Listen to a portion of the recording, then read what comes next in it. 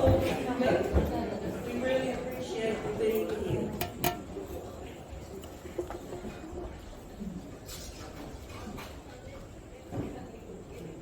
What a privilege it is to live in a democratic country where you can vote for the candidate of your choice. It's not so in other countries. We have before us a brave group of leaders. These fearless people have taken up the challenge, opportunity to speak to power, to make a change on our behalf.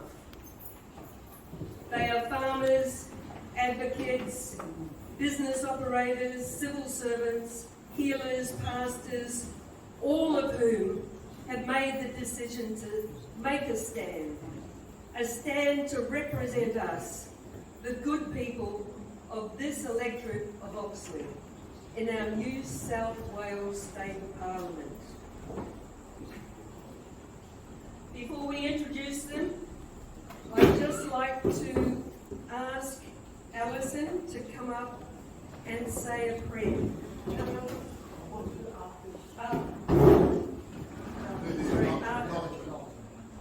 Acknowledgement comes.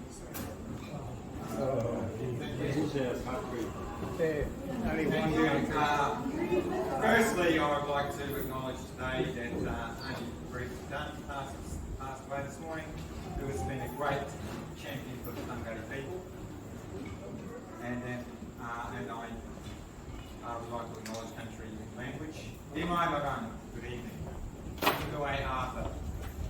Yana Bubita, Yana Buwaruku, Bandunga Kai Malamangu, Damgati Kut Baridik, Danang Maranga, Tinjabaria. Marangu. I said, good evening, my name is Arthur.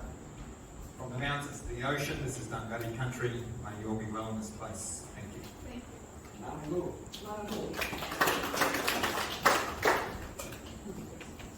Yes, please come up for a prayer. Thank you. Yeah, I love the acknowledgement and remembering that God has given us all a place in this world.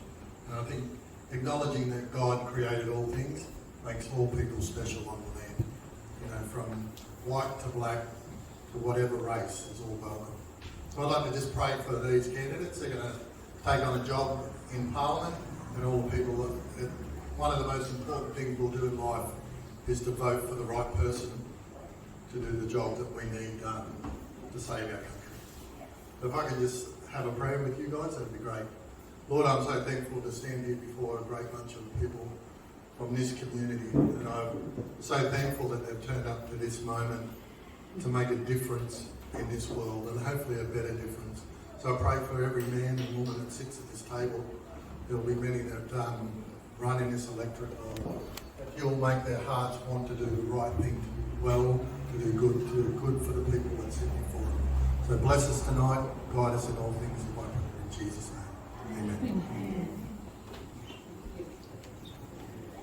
So let's introduce them. For our New South Wales State Legislative Assembly, the lower house, you know, your local MP, we have Michael Kemp from the Nationals.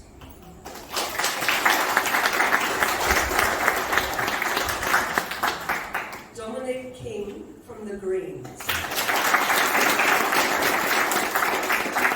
Troy Irwin, Independent. And Josh Fairhall, Independent. And hopefully Megan Matthew from Legalised Cannabis New South Wales will be here soon. And in our New South Wales State Legislative Council, the upper house, or the House of Review, we have Michael O'Neill, Informed Medical Options Party.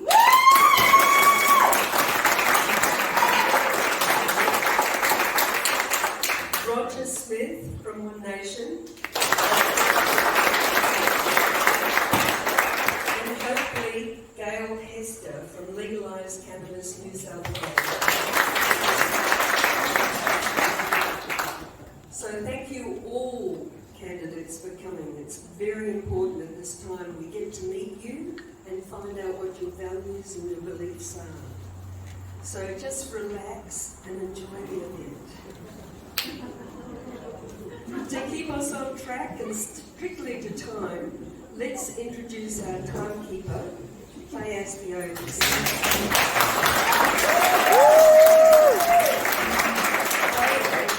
Clay is a science and mathematics teacher, citizen journalist and radio presenter on 2NVR and Tank FM. She was the One Nation candidate for Calba in the 2022 federal election. Please give us the rules of engagement. Thank you, Lizzie.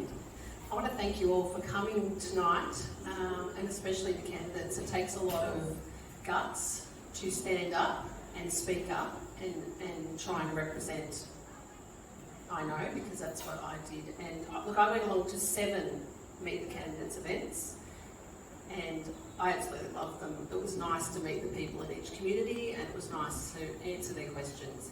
So I'm hoping tonight is just as good for these candidates, and to keep them all in line, and that includes you guys too, we have a few rules. So in terms of time, they will be each given 3 minutes to explain why they want to represent us, and then there's 3 questions that we've devised, and then there will be, and they get 2 minutes to answer those questions, and then there will be Q&A questions and answers, so they'll come from the community, and we'll call those people up when it's their turn.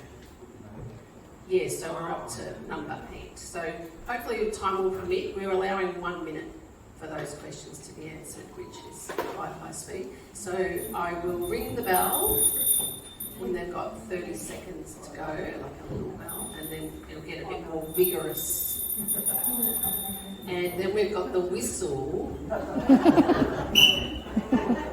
And the whistle is for candidates as well as the audience, because we need everybody to be respectful and let everyone speak. So enjoy the night, and thank you again for coming.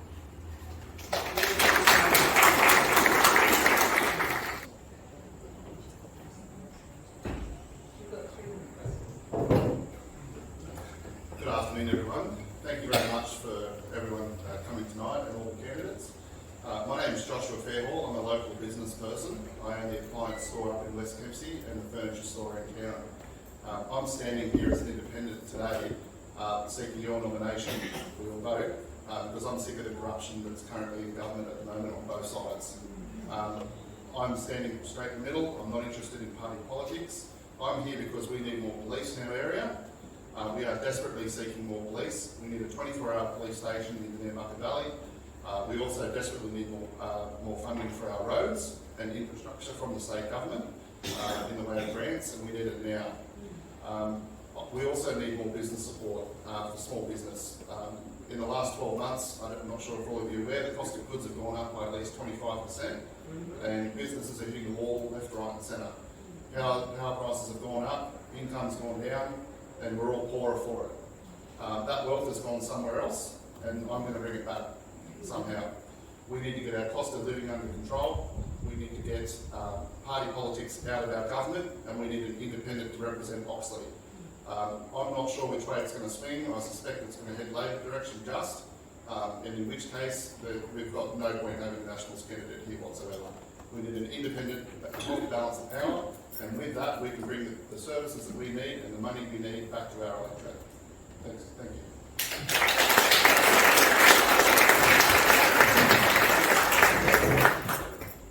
My name is Michael O'Neill. I live upriver at Bellbrook, and I operate the Misty Mountain Health Retreat. I've been in business up there for about 20 years. I'm running the upper house, and I have a very strong interest. And why I got into politics was because I believed that we were losing control over one of the most integral ingredients that we have, and that was the freedom over our own body and how we treat ourselves medically.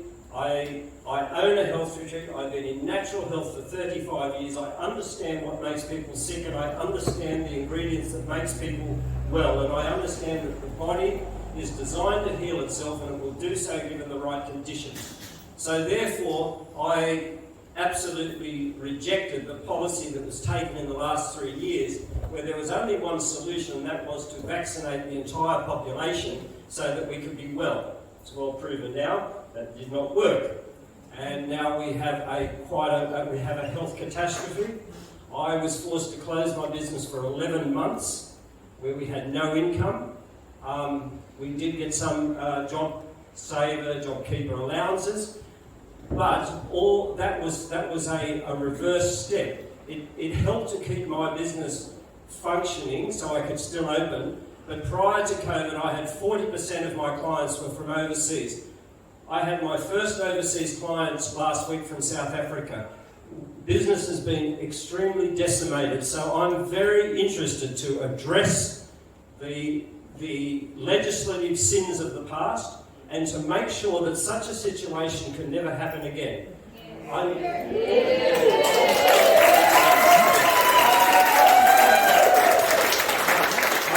I'm also very interested in the dynamics of our economy. I believe that a healthy and vibrant economy is more about the government giving us a handout, but them keeping their hand out of our pocket. I'm a great believer I'm basically personally a libertarian. I believe in small government, which means much progress. Power to the people. The people of Australia are not stupid. They are capable of looking after their life. We have regressed into an extreme nanny state. In this last year, I have travelled in the last 12 months all over the world. I'm platinum on so many airlines and levels, and I can tell you that we are one of the most open managed countries in the world. And I feel like I've come into a suffocating spot when I come back home. So I'd like to address that at a state level. That's really where I'm at. Thank you.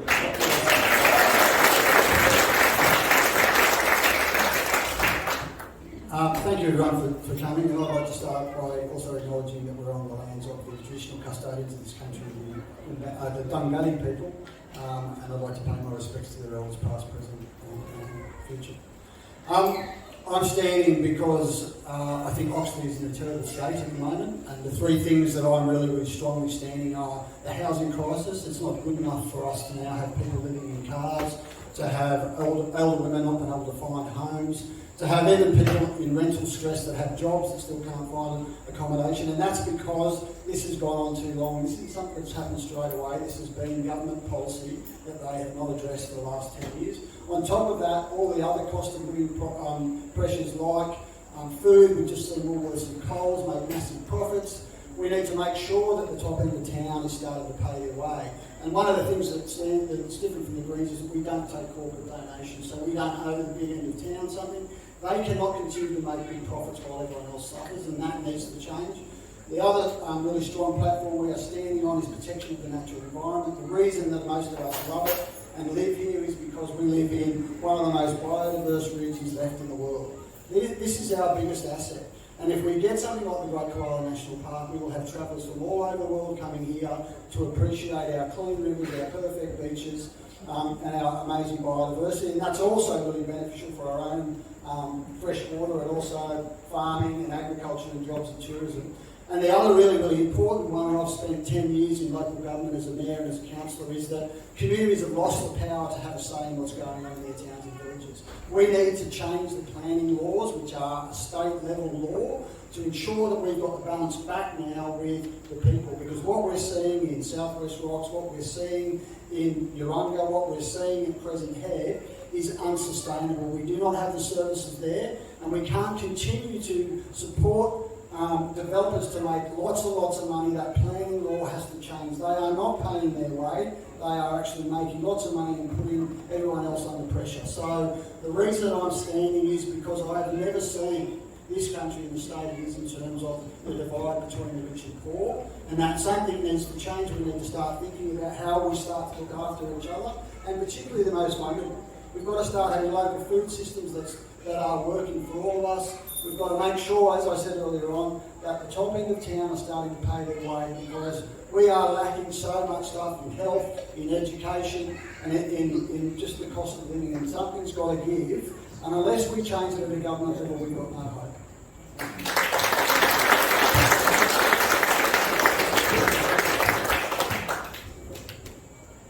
G'day, I'm Troy. First of all, thank you all for coming. It's really a great turnout.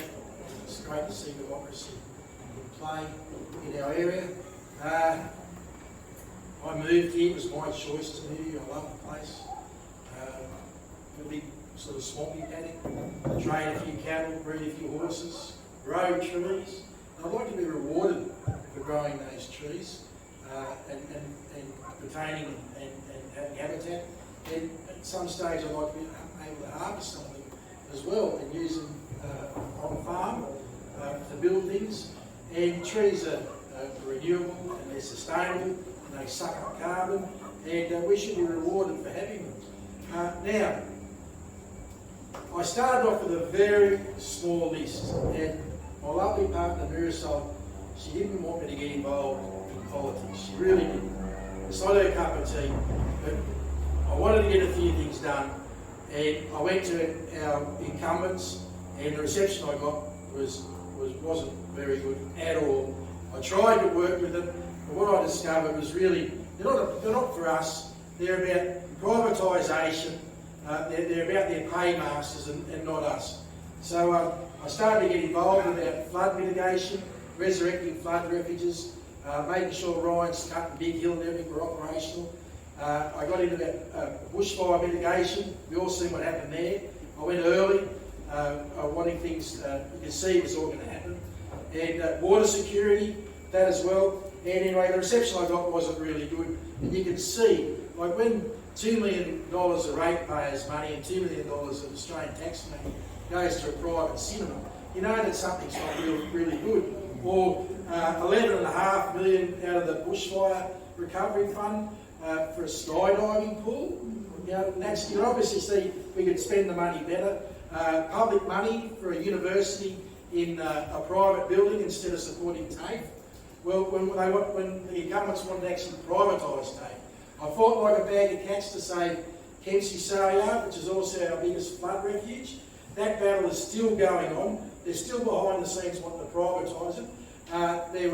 When I ran for mayor, there was all $6 million come out of the bushfire recovery money, but $16.5 million just going in the Hunter Valley for their council to do up their yards. $17.5 million for Gunnedah up to our sale yards. We get a lousy $6, and half it's already disappeared, and the battle still goes on. So I've come here for two things: to get the money and to deliver the services and the infrastructure and look after our environment and stop Crescent Head, South West Rocks, etc. being trashed.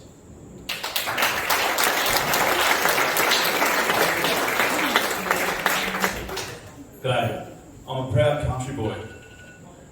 I was born on the Upper Macleay to a 6th generation farming family where my parents and my grandparents, they all contributed to the community. They were Show Society executive members, and I guess that's where they gave me a work ethic and a community-based spirit, and I really thank them for it. We are a country family, so my kids all drive out on the farm, take themselves fishing and live an outdoor life, and I'm really proud of that sort of environment. I did go away for a while to join the military before I came back and decided to bring up my kids here. So I am a Defence Force veteran. I started my service in the Army Reserve at an infantry unit and saw the light and decided to join the Air Force in the regular troops, and I did 3 tours of duty. So 1 to East Timor in '99 and 2 to the Iraq Theatre in '03 and '04, and I'm very, very proud of my service. I'm a volunteer bushfire fighter, and there's some members in the audience here that are bushfire members, and to anyone that I also don't know, thank you for your service. I'm at brigade level as well as being a district level raft, which is a remote area firefighter.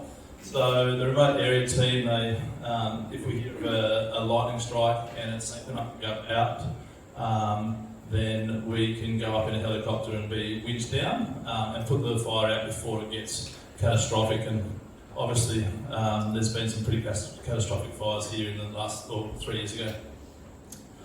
I've also been named the 2021 Macleay Australia Day Volunteer of the Year for my work in building bushfire shelters over victims that have lost everything, their whole livelihoods.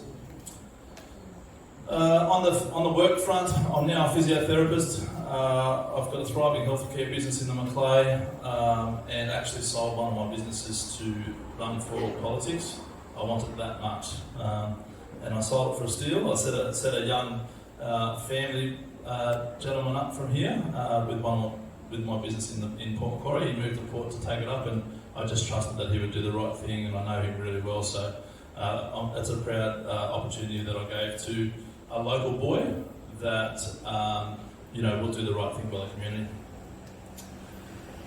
As an active member of this community, I've got employees to pay. I've got kids to be educated, and I've got a wife to grow old with. I believe in listening to our people, in being a voice of reason and acting with care and common sense. The politician's job, that's the most important part of what we're standing for up here, and that's to listen to what the majority of people believe in, what our voters believe to be in their best interest, and importantly, we also need to protect the vulnerable amongst that.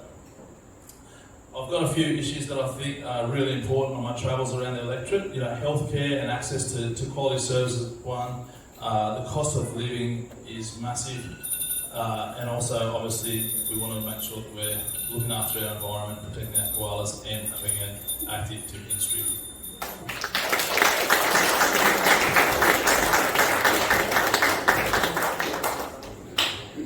Good evening, everyone. Thank you for coming. Thanks to Faye and the other organisers for organising this. I think it's fantastic.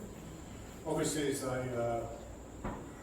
candidate for the upper house, my role, the role of the upper house, is slightly different to the assembly.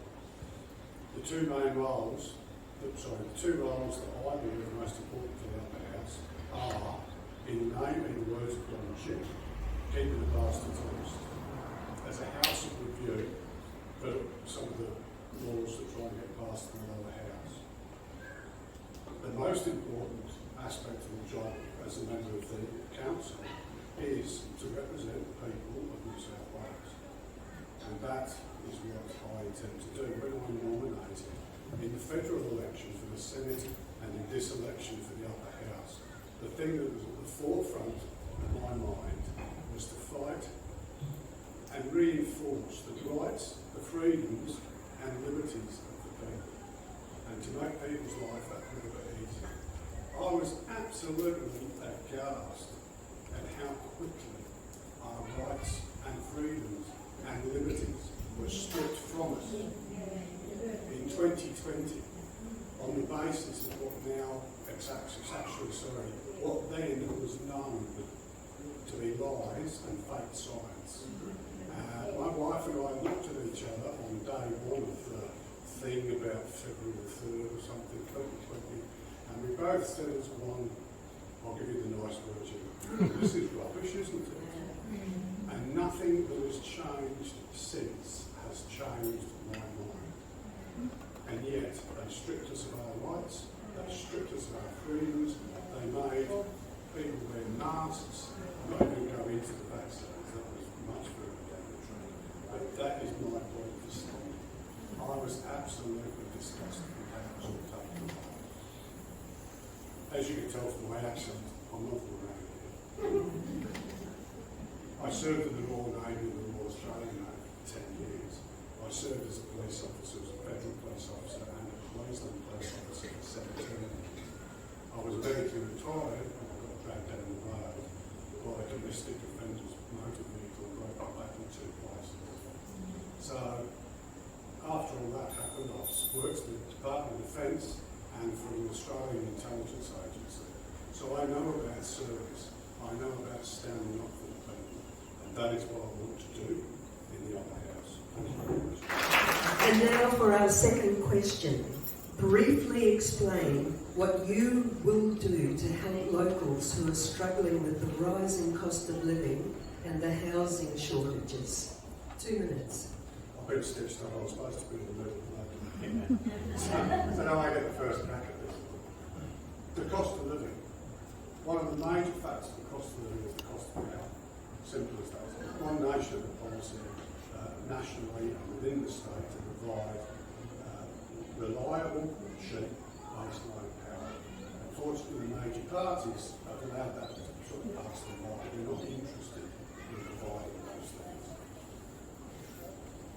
The power supply is absolutely essential for persons, for individuals, but also for businesses. The businesses that employ them. Without going off on a complete tangent, in Germany, industry is collapsing because they cannot afford the power to run their factories.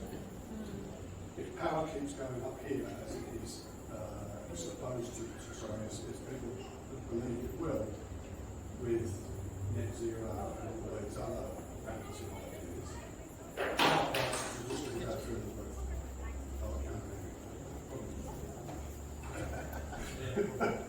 Power prices are just going to go through the roof. And we've seen, I mean, some pundits have said 57% power. Now, can you afford 57% of this from ground, or some other businesses can? So as far as the cost of living is concerned, I think that is a major thing. That is a major issue, is the cost of living is power. As far as housing affordability is concerned, One Nation had a long-standing policy of stopping absentee foreign ownership of Australian housing stock. And that includes large corporations that have bought up thousands of houses around Australia. That has a flow-on effect across the whole state. Obviously, we also need to look at some sort of community housing and obviously help people, be it with the stamp duty, be it with rents, whatever it needs. People deserve the right to be happy and safe in their own homes. So, thank you very much.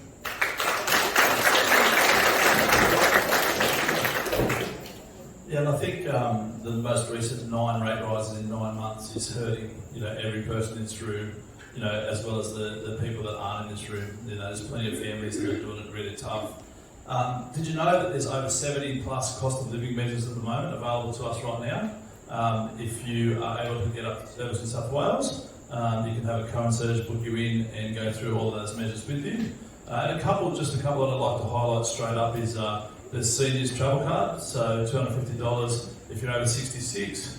There are a couple of little caveats on it, but most people, I'm guessing, would be able to get it.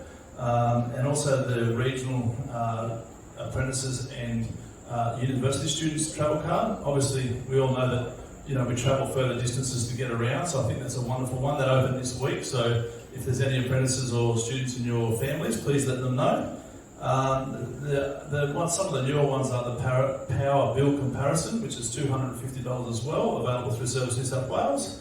And if you take the comparison, obviously if you find a cheaper bill, and the modelling, suggests that you do take this up because you can save $400 annually as well. There's safer cars for country kids.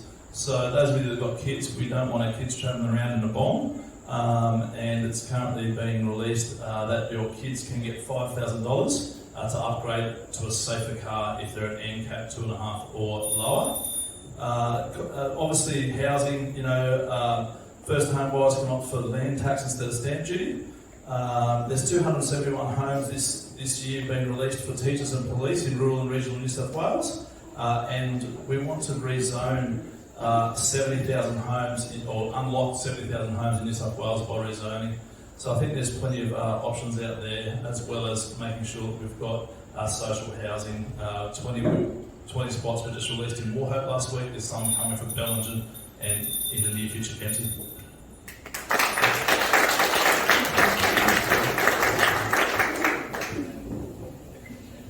Righto.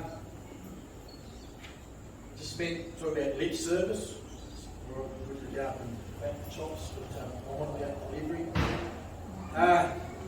Not too much about me really, but through circumstances I actually become homeless for a while. And it's tough out there. And I don't have any animosity towards my ex-wife. I absolutely adore her. And I knew nothing about postnatal depression. I was so naive. And my lovely wife was also my bookkeeper. So I got skin. And to be a good dad, I live in my car, and then luckily, supposed to be once a month, it'd be lucky if it was once every 2 months, when I got my daughters, get a motel. Now, the very beginning of what we can do for our people in this situation is give them access to water. Council's turned all the taps off. If you're homeless, it's very difficult to get a drink. So that's one thing we can do, is give people the right to, without having to think they're stealing water somewhere, is the right to access to water. It's very difficult to get a shower. It is really difficult to get a shower. And here in Kempsey, I come from the Sayers, covered in money. I was absolutely smothered in money. I had cow shit all over me, right? To get a shower in this town, the harassment I got to go to the showground to get a shower, it's just shocking. So if you're homeless and you're already sort of vulnerable, to get a shower is very difficult. We need to do that. It gets very cold in the car. We need to be able to provide basic warmth for people so they don't perish in the winter. But then we need to have a rewarding pathway for the ageing population to right-size and get away from their 4 or 3-bedroom homes in suburbia that aren't close to facilities. We need to give them a really rewarding pathway to right-size, get close to all the services they do, and that'll free up a lot of houses. And then, as state government, it's our job to land release, and we need to do more of that in the appropriate areas.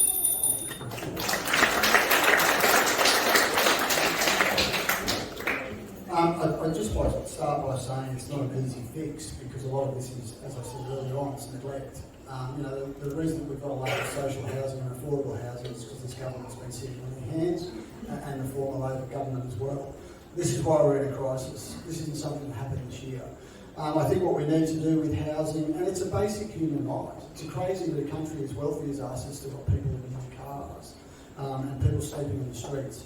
We need to start investing in social housing right now, and we need to do that by, when we see developments, they need to contain parts of that with affordable housing and social housing. We've seen examples of that rolling out across Oxley. I was involved as the mayor in transferring an old nursing home into 40 single units for older women. It's older single women, which is the biggest demographic that needs housing right now. So there's a starting point. We need to ensure that we've got a strong local food system, and we look at things like regenerative agriculture and peri-urban agriculture and things like community gardens, so that we're all starting to grow our own food and we're all starting to share that around. In terms of energy, the government needs to start taking some of the money off the record profits that the coal industry are making right now and start making it really available for people to put solar on their house. Because ask someone who's got solar and a battery what their energy prices are, and they are nearly nil. We need to do that as a step forward. There is solutions out there, and a lot of the Greens policies talk about that, and I would say to anyone, if you've got any concerns, have a look at the policies on the Greens New South Wales website. They're all there. Unlike all the other parties, all of our policies are sitting there waiting for you to have a look at.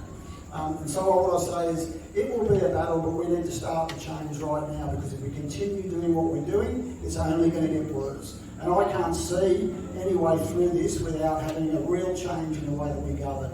And that's got to be that the top end of town can stop getting favours. They need to start paying their way and start supporting education, start supporting the people in health, and start to make sure that we're all living a decent life.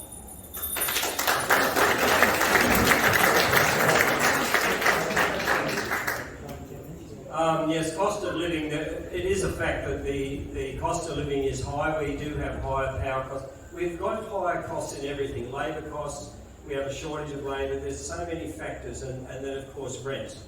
But I really go back to, it's the high cost of supplying housing in Australia. We have one of the most onerous environments if you want to build a house or develop anything. Now, a few years ago, I used to be the president of tourism here in the Kempsey Shire, and I did a tour, a self-funded tour. I went over to America and I wanted to visit some communities that had zero regulation. I went to Idaho. I visited a town over there, I think it was Campisi, and it was about the same size as Kempsey. I went to the Shire office, and it was a very small office that they would have seemed to have no more than about 10 staff. So I went and introduced myself. I said where I was from, and I said, what do you do? They said, well, the garbage collection is all contracted, our roads are all contracted, because I said, you have beautiful roads. So I wanted to know, what if I wanted to build a shop in town, a new shop on the vacant block? They said, you can build it. We don't have any control over it. I said, a house, no control. So what I did, I started to visit through the Shire, and I found out they had beautiful homes. They had cheaper homes. I went and spoke to one black African family there, and they told me they had about 5 children. They were all girls. They were a lovely family, and they said, we built this house ourselves, $13,000. And it was a cute little house. It had a 2-story and had a basement. And the father was a motor mechanic in the local town. And he said, all my girls helped me. We got everything from second hand. We foraged it around. I said, do you know that in Australia you couldn't possibly do that? I spoke to the authority. I said, you'd have to have a development application. You'd have to have building things. So the cost of housing in Australia has been priced out of the small person. And of course we have this narrative, oh, developers, these evil developers. You know, developers generally, the first developer goes broke. Is that the final one? Thank you.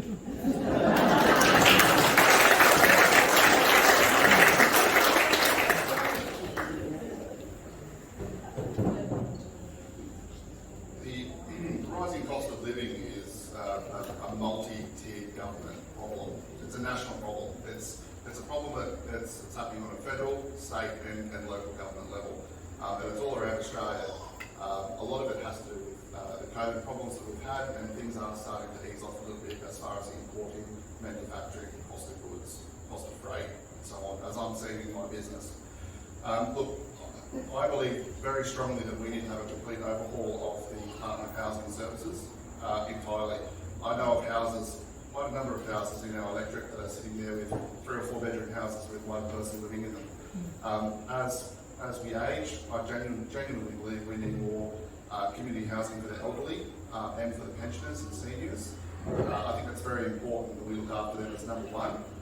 There's a lot of things, a lot of failings of the government that I could go into if I had time that severely adversely affect the elderly. And I believe that needs to have a complete transition, that we need to focus on income for people, pensioners firstly, cost of living and business people. Also, I do want to highlight the fact of the privatisation of the power industry. Now, the second we talk about privatisation full stop, the costs of everything go up, and that's when things get rorted. Now, I truly believe that the services that are essential to us need to stay in the hands of the government full stop. I don't believe anything should be privatised, because that's when the wealthy get wealthier and we all get poorer. Thank you.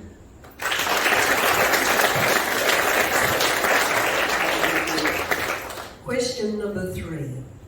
Do you support the proposed Oven Mountain pumped hydro energy scheme, which is Chinese owned, 80% efficient, which means it uses more energy than it creates, and it is to be built on culturally sensitive Aboriginal land near Georges Junction?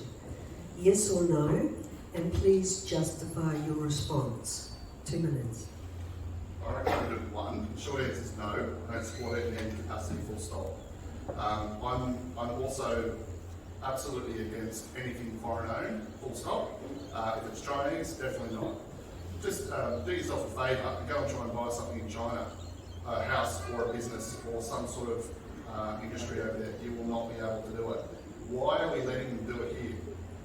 They are taking away they're slowly, very, very slowly taking over every single thing. Now, in the last 23 years, in the appliance industry, Sunbeam was making kettles in Australia still, Panasonic was making TVs in Australia still. Now everything is completely overseas to China. Now, I just think it's appalling. And not to mention, we're letting these people come and live here. Last year alone, we had 500,000 people coming from 2 countries, India and China. 500,000. Now, that is absolutely triggering these increases in prices and the shortage of houses and jobs. And we've got to get on top of that, guys, and we can't do that while we've got party politics going on behind the doors.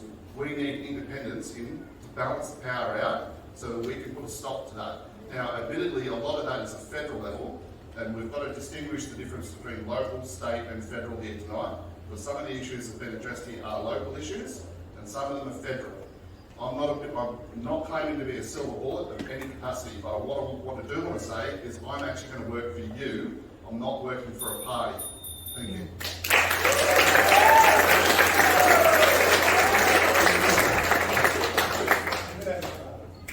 Okay, the short answer of that, no, I don't, and the reason that is that I don't support any power initiative that costs more power to develop than it actually produces.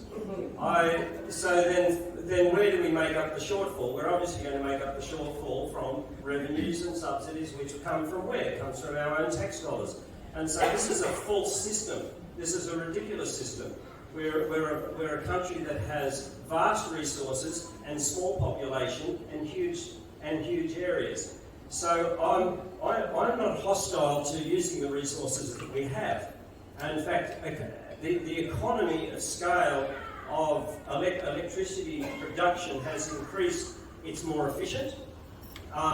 It's through our coal, and also, in the old days, we weren't crying foul of the environment when everybody had a fire in their home just to keep warm and heated and cooked.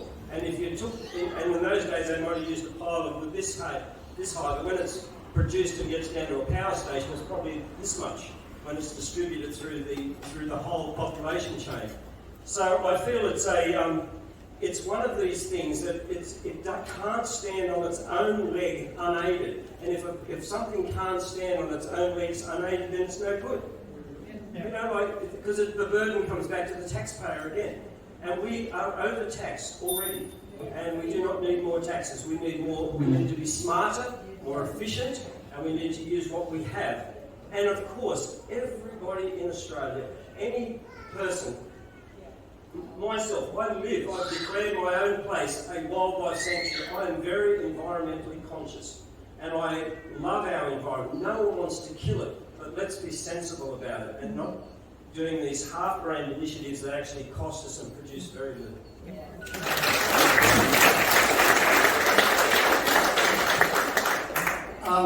What I would say about this scheme is that the Greens actually do support renewable energy and we support pumped hydro, but in the right place. And I think one of the great things about the Greens is we have this amazing network of local councillors, and Arthur is one of them, who's very across a lot of the issues, and I think we always support local decisions for local places because local people understand the real concerns and also share those concerns with people like our First Nations people who are now talking that they certainly don't want to see that, and I know environmentalists are coming out as well. The other thing about having a corporation, I don't care if they're Chinese or Indian or Australian to tell the truth, is that what we're seeing at the moment is record profits in this industry. So they are making more money than they've ever made before at the expense of everyone else. So you look at the gas industry. They are selling gas for more overseas than they're selling it here, so they don't want to spend it in this market because they can get better money, and they're allowed to do that under legislation. So I would say we need government-owned power, we also need government-run banks, and we need to start taking back so that we all get a say in what's going on, rather than it being about the mighty dollar. It's actually about people, and it's about the most vulnerable, because when we're all sorted, when we're all looked after, we all function better and our kids function better. So I think I don't support this proposal, and I think that there's better ways to do it. We need to go with rooftop solar. It is there and it is working, so that's what I'd say about this.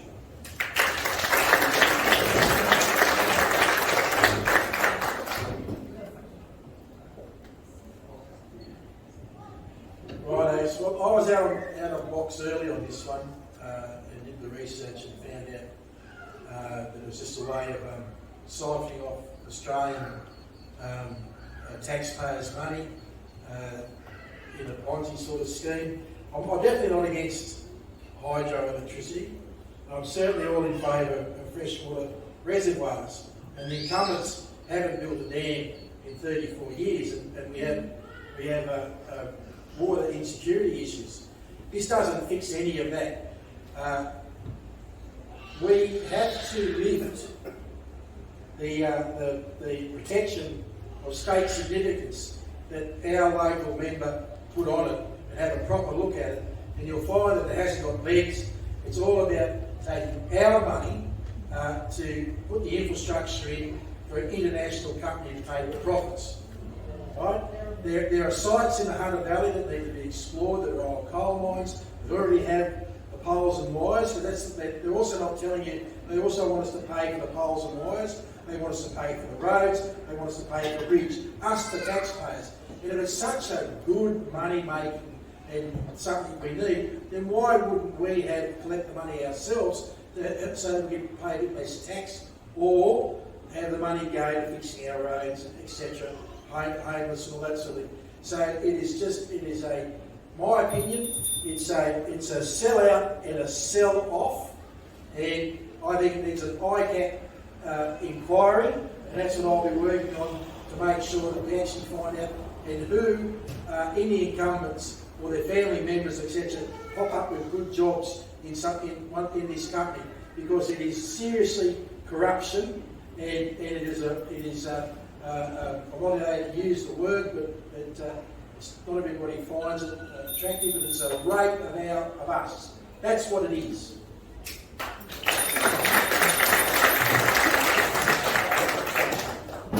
At this stage, I am in favour of it. These types of projects are costly, they're complex, but they're still important projects for our cost of living and the production of clean energy. And I'm glad to hear that the Greens support the theory behind it. I support it at the moment until there's a robust EIS in front of me, and then I'll decide whether I fully support it or not. And I'll make sure that is done robustly. I think sometimes you can just flick through pages and not read it, but I will be absolutely reading it. With respect to some of the talk here about grants, the major grant that is going up there has to be paid back should it go to building. So should it go to construction, the major grant will be paid back, and I think that's something that there's a lot of misinformation out there, and I don't want to get on the side of them versus us, but I just felt that we just need to correct a couple of things that have misinformation. And the other thing is rooftop solar. I mean, I'm a supporter of rooftop solar. I think that there's some efficiencies that need to be gained in rooftop solar, as well as looking at the ability to recycle the components. But rooftop solar between 10 and 2 gets discharged. Okay, so we have an oversupply. And why shouldn't someone use something that's going to be wasted anyway to power the water to go up? Then the water is released at a later point when we have less supply and we're getting clean energy. The other thing I want to make note of is that project is at least 100 years. Okay, so like rooftop solar and windmills, etc., need to be replaced within about 10 years. That lifespan is over 100 years. So I think I am supporting it at the moment. I'm waiting for the EIS, but should that be robust, I will support it. I just want to make sure that we're all on the same page.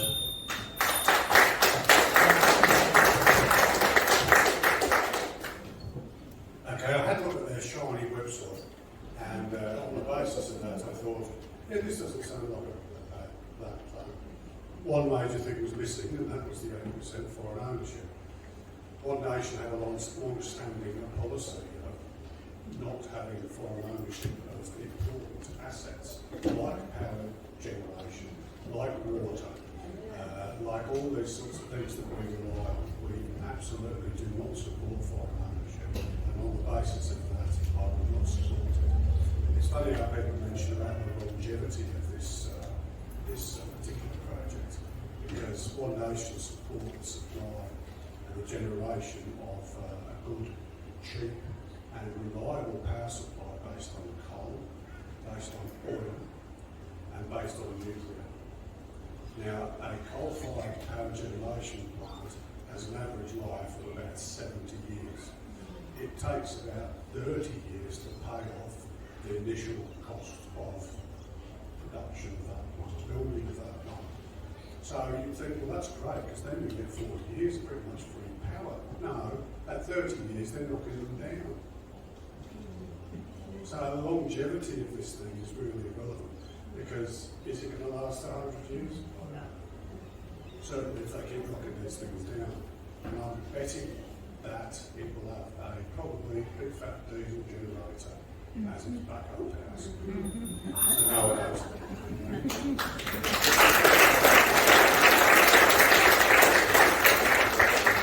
Question number 4. Australians have endured infringement of personal rights in recent years during the COVID pandemic. Many lost their right to work in their chosen profession, to travel, to visit sick and dying relatives, and to decide what medical procedures are right for them. Considering this, do you support vaccine mandates or freedom of choice? is this actually a question? That's a question. Freedom of choice every time. I know, there's no argument. Freedom of choice. Everyone has the choice, as the gentleman down there said, to decide what's injected into their bodies. I think any employer that forced vaccine mandates on anybody and they suffered any sort of injury should be allowed to sue that employer, and that employer should be the sole liable body to pay those costs. The second point I'm going to make, they're not vaccines anyway. Okay. Last October at the World Health Summit, Stefan Durek, who is the CEO of Bayer Pharmaceuticals Pharmaceutical Division, gave a speech in which he was very proud that Bayer Pharmaceuticals were at the forefront of the introduction of this gene and cell therapy. He also said that market research showed them that if they actually told the people the truth of what these cell and gene therapies did, they expected a 95% rejection. So 95% of the people would say, no, sorry, I'm not having that stuck in my arm.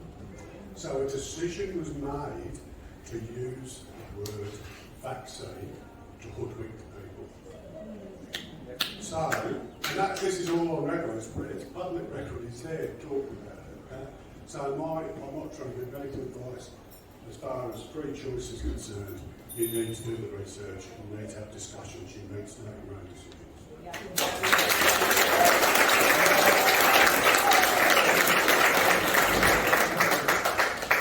As a registered health professional, I do follow the science-based delivery of our Sorry, mate, you're wrong. As a registered health professional, I do follow the science at the time, and I certainly supported when our hospitals are under threat of not coping, and our livelihood and our not just our businesses, our family members, our elderly, they are at threat. I did support the vaccine mandates at that time, and I certainly supported the lockdowns and the mask wearing mandates. I think there is a significant problem that I have here, and that's with the choice element. And I think that the way it was handled was pretty poor.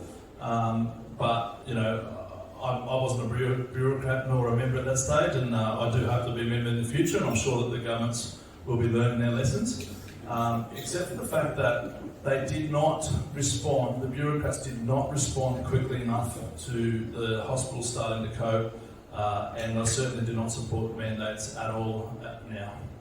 It was too slow to respond, and so, yeah, I know it might not be what you want to hear, but that's where I stand.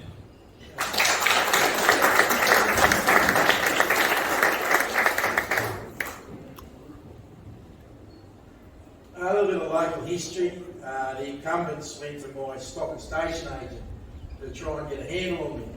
And they said, you control Troy Irwin. Now get him to pull up and stop getting stuck into us.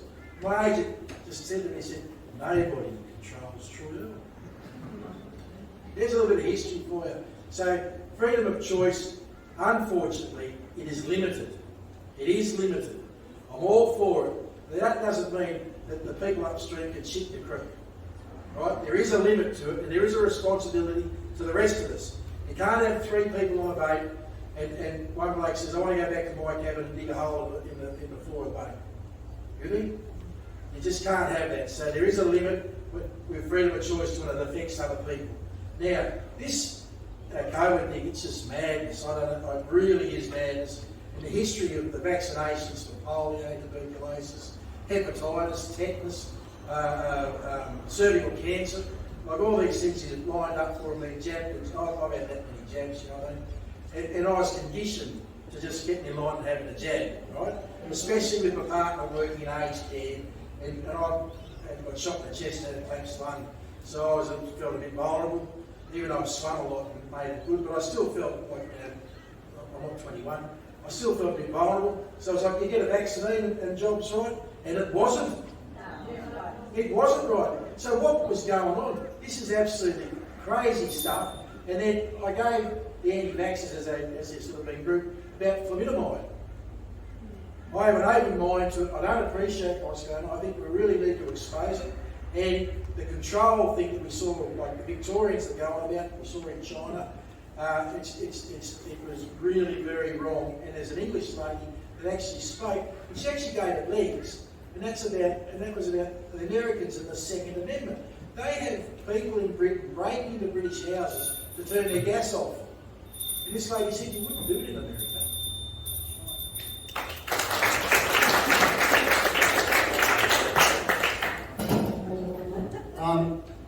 I actually have a science degree, and science is not a theory, science is a process. Science is a process of research. I believe in the science of climate change. Absolutely believe in the science of climate change. You've only got to look at record temperatures. You've only got to see that all the climatologists, these are people that have studied all their life, not someone that's read it on a website. So I also respect the free press in this country, whether it's the ABC, whether it's the Guardian, or whether it's Murdoch. They're all saying the same thing. I also trust. Do I get another couple of minutes now?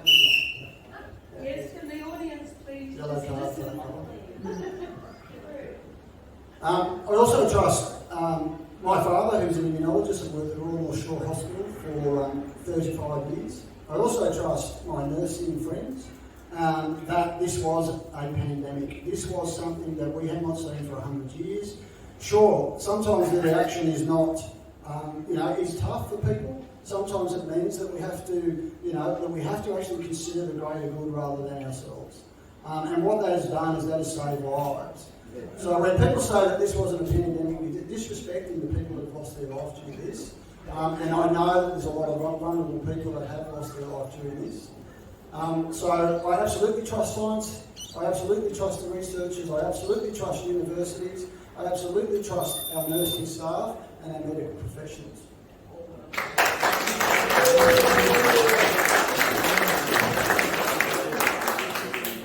Of course, I vote for freedom of choice. Yeah.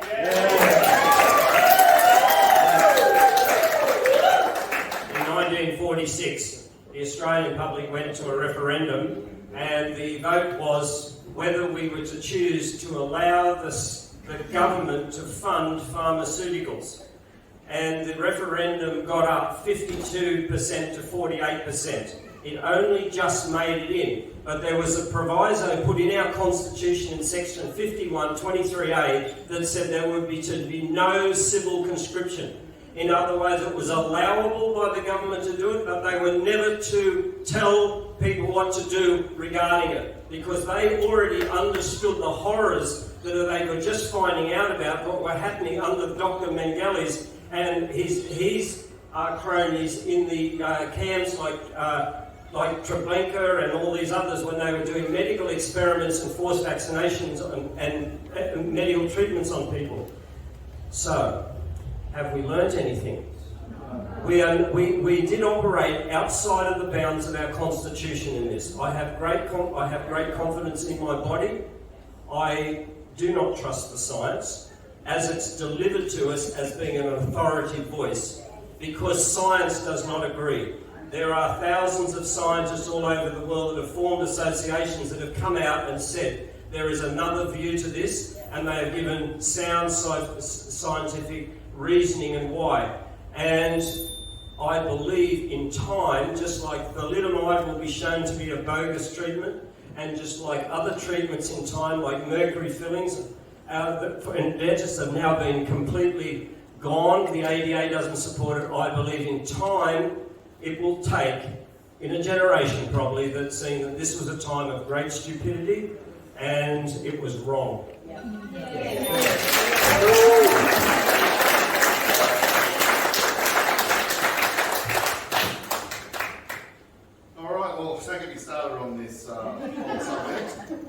most of you are aware of my position of this already. I'm very much for freedom of choice. I believe it's your body, your choice. You're all adults. I don't believe in trusting the science in this one. I think science is the best of the best coming together for an educated guess, and they got it wrong. Very, very wrong. I'm also going to publicly condemn the government of the day in New South Wales. In fact, I'm going to do it all around Australia for publicly locking us down. How dare they take away our freedoms from us? What about the fines? Well, I've got threatened $1,500 fine each. Yep, is it? Right, okay. My store, okay, I was told by Melinda Pavey via social media to try and encourage the residents of Barraville, as I was a local there for most of my life, to try and get her vaccination status percentages up. I told her where to go very quickly. I was also told to obey the rules when I made it very clear that I was not going to publicly segregate my community, because firstly, I'm not qualified to do so, and secondly, it goes against every single thing, every single vein in my body. I don't care whether you're vaccinated, unvaccinated, black, white, I don't care what country you're from, we're all human, we're all Australian, we're all here together. Freedom of choice is my number one move, and I genuinely believe there needs to be an ICAC inquiry immediately. At the turn of this government, that needs to happen first up. And that's going to be one of the very, very first things that I want to address. Or an upper house inquiry. Yeah, a Senate inquiry would be very much appropriate as well. I'm absolutely against this. I want to make it very clear. You guys make your own choices. You're adults. It's when I have a very fundamental problem with this when we start introducing vaccinations to children. Okay, they talked about, again, people saving lives from the jab, but what about the amount of people that have died from an adverse reaction from the jab? Now, adults, you're smart enough to make your own mind up. When you do it to a child, you're going to come across me. I think it's shame on anybody who forces a child to have vaccination. Now, if you don't like that, don't vote for me. You've got plenty of other choices. Okay, we're going to go in very different directions this next time around, and I'm going to make sure that this doesn't happen again.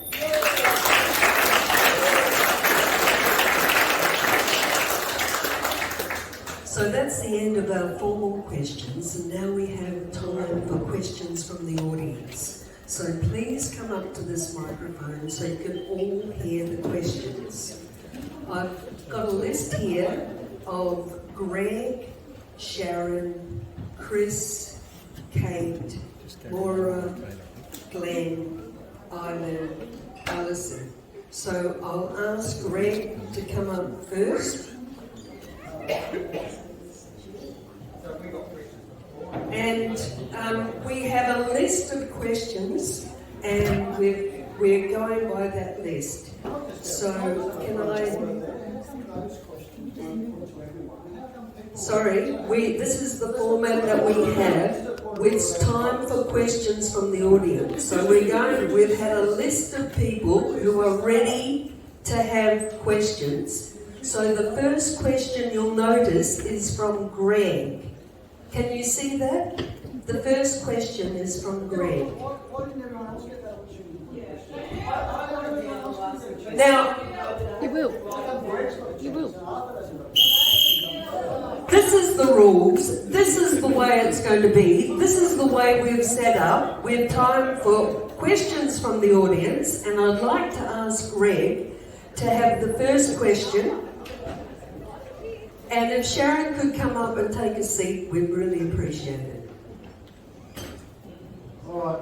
As our country rushes into the transition to energy supply like solar and wind and hydro forms of power, are you aware that these forms of energy production have short lifespans? Are they not being recycled? They're not being recycled, and they end up in landfill. And do you know how much this so-called renewable energy is planned for the New South Wales renewable energy zone for upriver from us? Now you have 1 minute to answer the questions. Let's start with me. Yep. The second half of that question, I'm going to need more information on. I do apologise. If someone can come come back to me with that. I will answer that properly. Yes, I'm aware that the energy production, all the resources now with solar do have short lifespans. I do know we are on the cusp of a technology revolution, and as technology goes on, as you've noticed from the 50s through to now, we've seen massive changes and developments there. Costs will come down with all those things as time goes on, and I do support solar on houses. I fundamentally do, but I also support mainly the government-owned assets that we should be entitled to have cheaper power. Do you know? That's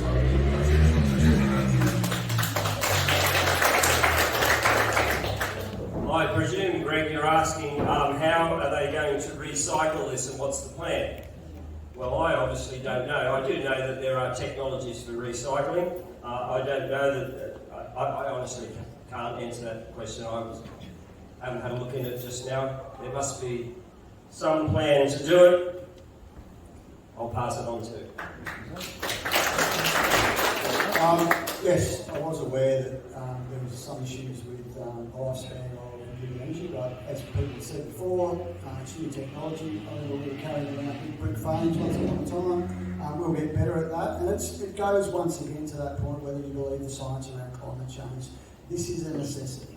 This is a necessity for us to actually start to transition, and it will actually produce cheaper power for everyone. So it's the way forward, and yeah, there's going to be hiccups along the way, but we need to make sure that we're doing that, because we are seeing bigger floods, longer droughts, more catastrophic fires than we've ever seen before, and it's not the end, it's the beginning. So we need to transition.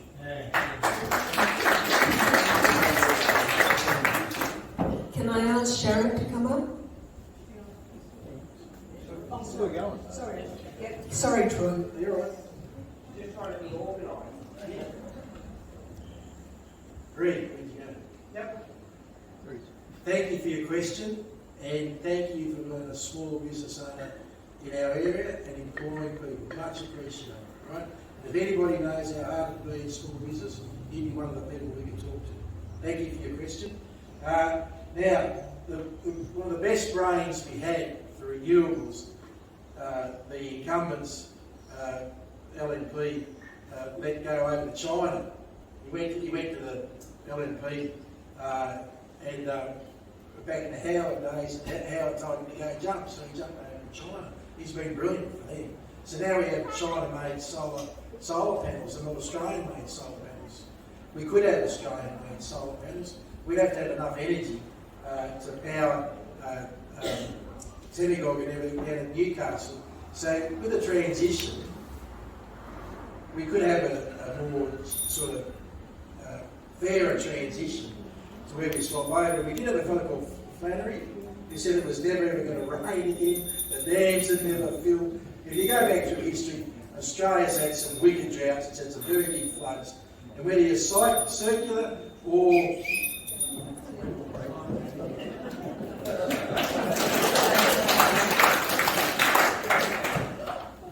I think I made my position relatively clear last time, but I'm a supporter of moving towards renewable energy without throwing the baby out with the bathwater. We cannot transition at the pace that we are going at. We need to explore all options. Yes, we need to look at the waste in our environment that's not being recycled. I'm certainly a fan of moving towards it, reducing our waste, looking after our environment for our kids and our grandkids, and making sure that the cost of living is not skyrocketing. And I think that if we don't get this next phase right, we're all going to face some pain. So yes, I support transitioning. I don't like some of the less recyclable materials, mate. And there are other options like nuclear to be explored. And then obviously, the pumped hydro I'm a fan of at the moment until the EOS.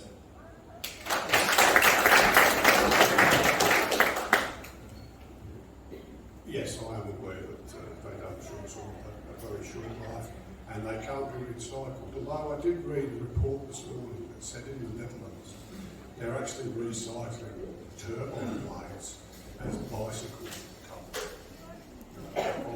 rests. So that's a use for a few of them, I suppose. What's the cost going to be as far as the local area is concerned? I have no idea. But I do know that net zero, according to the Institute of Public Affairs, is going to cost 138,000 jobs in New South Wales. Almost 70% of them in rural and regional New South Wales, 138,000 jobs. How many jobs are going to flow from that? Local businesses, local services that lose their customer base. All based on a make-believe solution to a make-believe problem.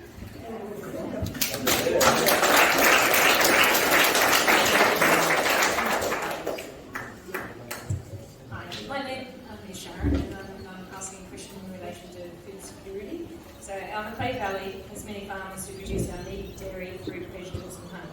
In the recent years, drought, flood, foot and mouth disease and recently varroa mite have threatened our farmers and our food supply. What are your thoughts on these food security issues, and do you agree with how they are currently being managed by government? I'll answer the first bit. Sorry, the last bit first. No, I don't. I don't agree with how it's been done by government. Short story, foot and mouth disease, barley, flying into Australia. They wanted a big cop from the UK foot and mouth disease breaks out. So we often used to see footbaths for people to wash foot wet before they went when they came out of farms.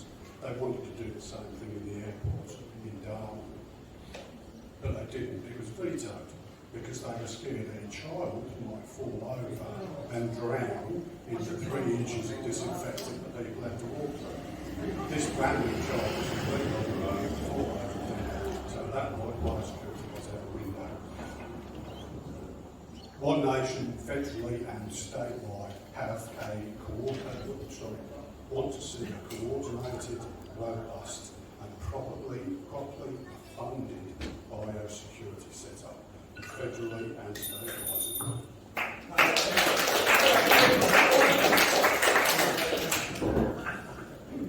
As a beef producer, I absolutely think that biosecurity is an important aspect of our state and our federal legislation, and I'm unaware that there's any foot and mouth in Australia at the moment, and hence I don't think that there's any need to have active measures all around the ports other than monitoring and getting ready for it. I do know that there's plans in place at a governmental level because I've asked it for our cattle herds, and obviously, being a producer, we need to make sure that, like if the cities don't have us to produce the food, what's going to happen? So they're not going to be able to eat anything, and so I think biosecurity is really important, and I certainly support the management of keeping intruders off farms because they don't understand the dangers that are there. So at the moment, yes, I do support the government incentive or the government management of it.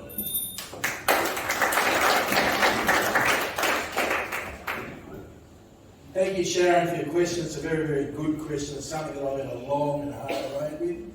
The local land services that the Nationals rolled out is a basket case. It doesn't do their job. There's a lot of greenwashing. They don't support the producers.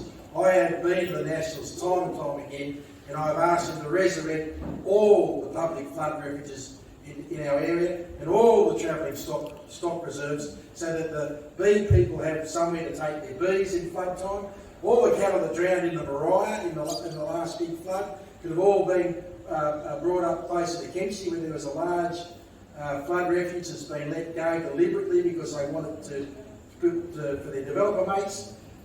There's the truck wash stand in Kempsey is desperate for an upgrade for biosecurity. Foot and mouth is on our footstep. It's a $1 million crippling thing when it gets here. Varroa mite is already here. The Nationals have really failed in this one, and it's going to be a big job of mine to make sure that we fix it up.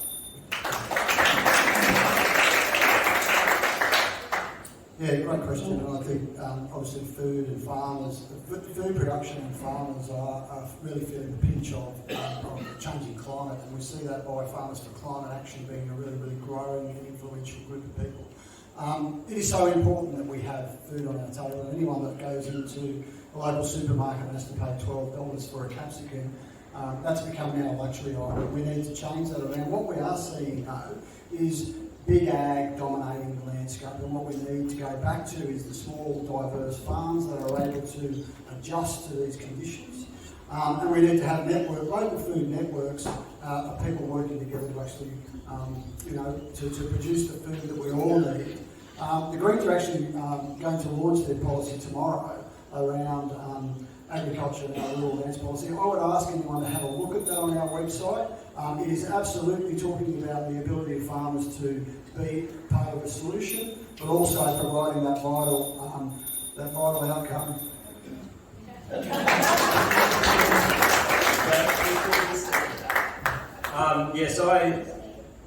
Part of our policies for the Informed Medical Options Party is that we support particularly an emphasis on organics and getting back this way, and a less reliance on the big fertiliser pesticides industry where that are monopolising growth, farming. I've actually been talking to a lot of organic farmers. I had one up to our retreat, and they said they decided to switch their dairy to organic, and they said we have never been so well in ourselves.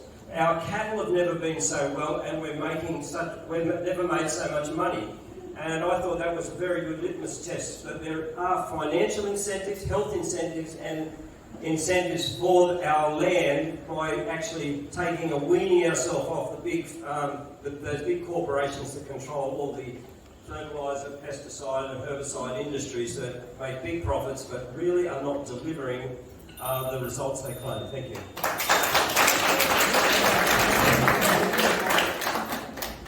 Well, I was very privileged to spend the weekend with the directors of Barrowlee Dairy Farm in Barrowell, of whom my wife is very, very good friends with.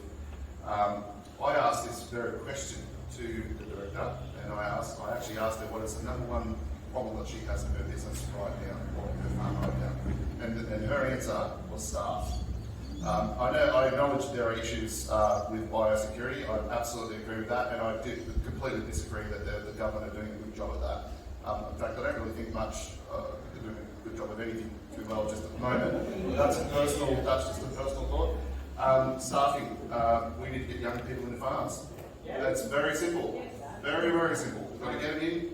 TAFE, absolutely. Yep. My friend drove from Sydney to Barrowell because she couldn't get a person to milk the cows. So that is, to me, that's the most important issue at the moment, is getting people into jobs. Getting kids off their bums, off the dole, and into work.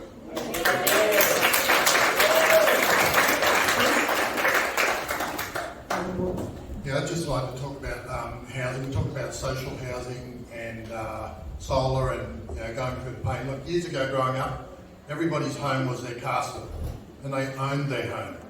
We don't need social homes. Everybody needs to own a home because that's what they love and respect. And that was small government and government out of the people's pockets. How will you, when you get in, get government out of our pockets?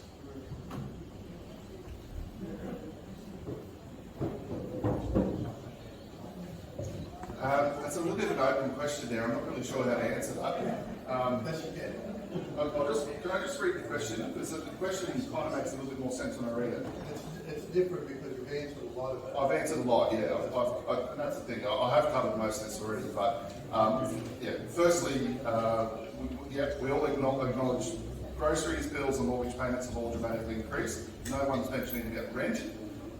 There's a lot of renters. Their rents have dramatically increased, if not doubled. And I'm starting to think that there might need to be something done about that.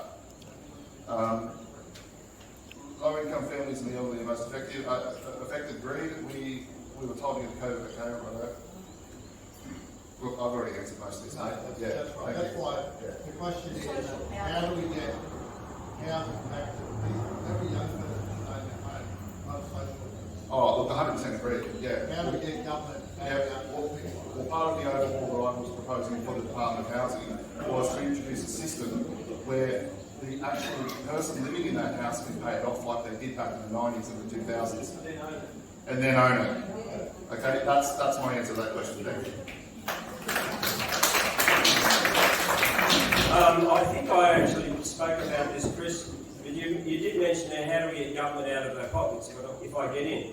I suppose I could say that I would be supporting any initiative brought up by a member of the lower house or any initiatives in the upper house that would somehow be weaning the people off government expenditure and government payouts and handouts and the myriads that we have.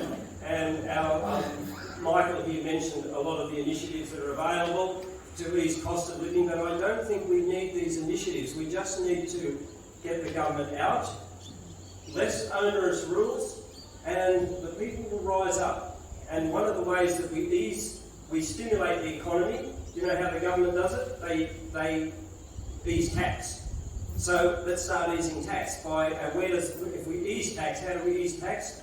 Well, we take away services. Some of the unnecessary bureaucracies that are just do not benefit our life in any way whatsoever. They are just making our life generally difficult. And I am all in favour. That's what I would support. Thank you. The series of countries that are doing well on so many well-being things like health, education, housing, joblessness, good social security, the Scandinavian countries. Scandinavian countries are the highest taxing countries in the world. And everyone agrees to pay for that because then you're not reaching in your pocket. And there's no private education. Everyone goes to the same level of schooling.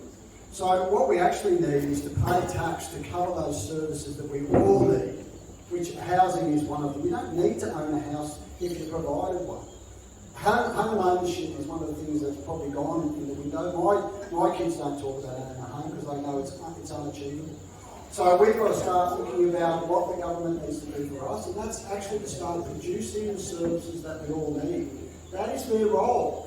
This one man, you can all do it on your own. Speak to someone that's doing it tough. Someone that's living, in their car. All we need to do is get government out of your pocket. It's a fallacy.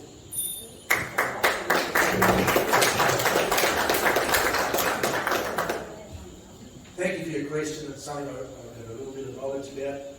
In another life, I was a licensed real estate agent.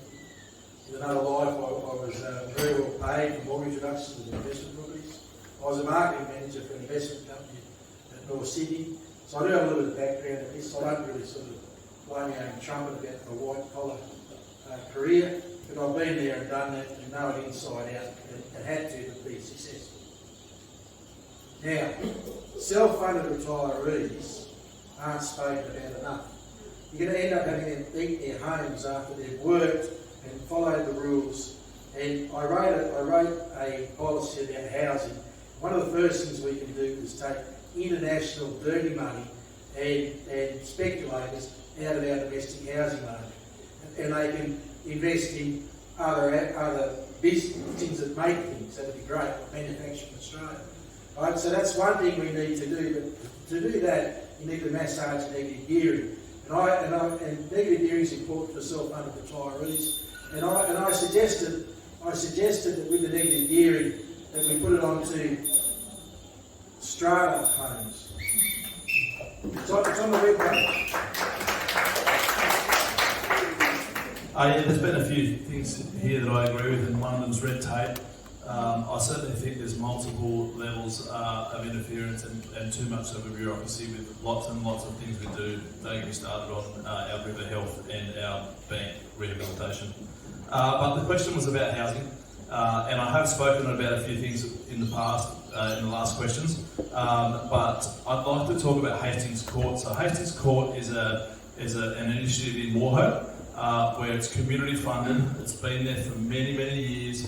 They get 5 meals, 5 days a week, 2 meals a day, and it's fully community funded. And there was no initial grants or anything like that. So the community put in, and they house what's the number now? A lot of probably 20 to 30, I think. Sorry, you can't quote me on the number, but they do it all from a community basis, and I think we're looking at 40, was it? Sorry, thank you, Joshua. But that's the community looking inwards and looking after our elderly and the people that are in need.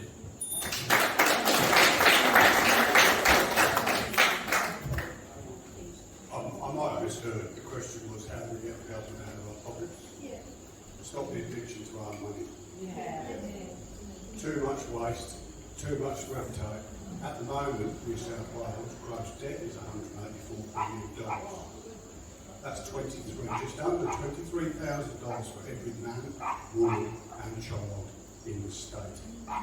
The interest payments alone on that are $6 billion a year. That is more than they spend on TAFE. So we want to get the government out of our pockets. They've got to stop spending our money like drunken sailors in a room.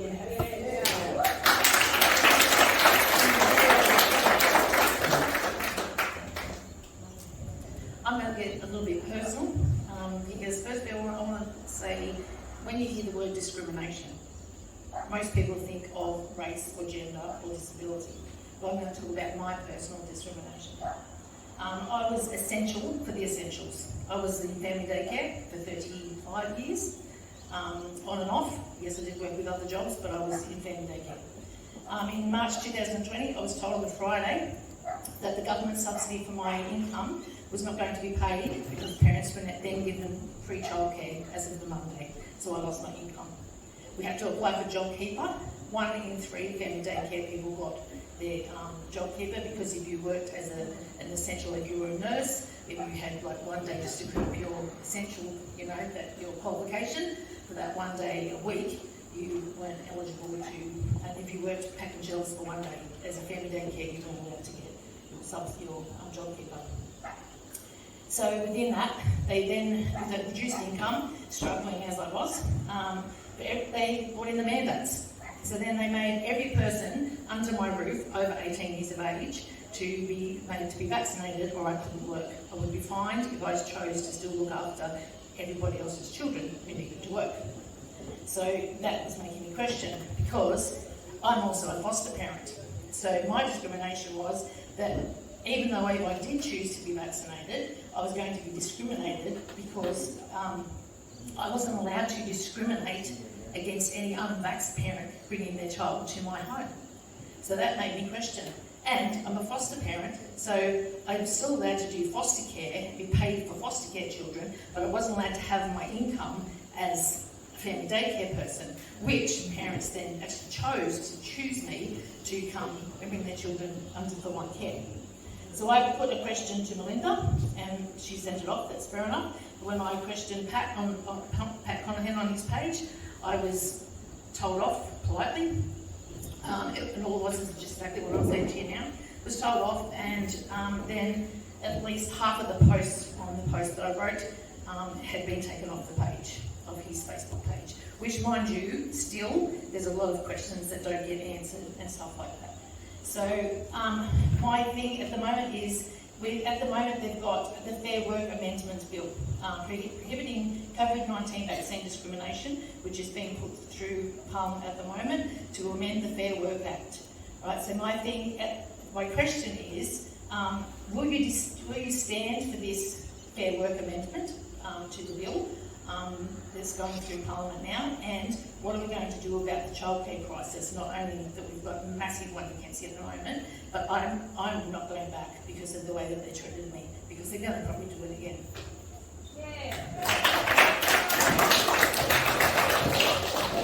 So just to clarify, the question is about discrimination of vaccinated or unvaccinated people working in your field, and what is the government going to do about childcare?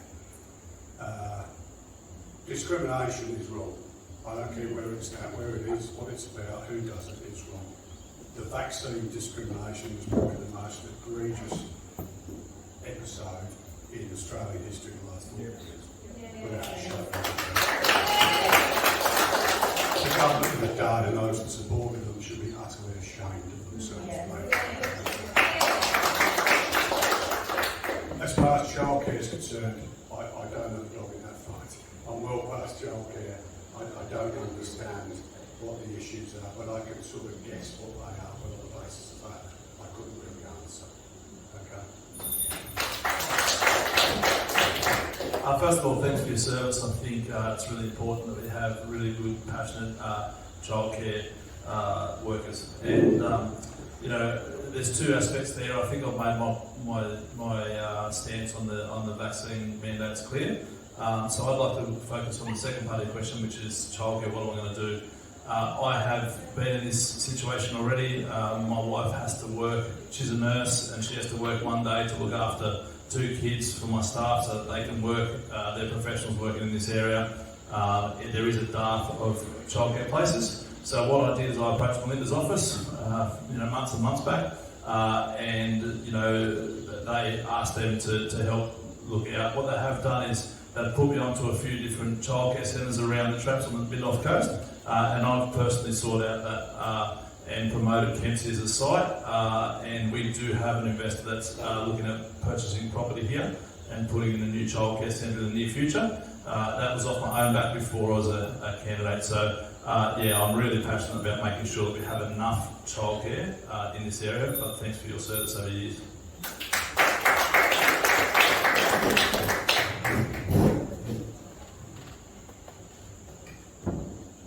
From personal experience, it's a tough gig looking after a couple of children.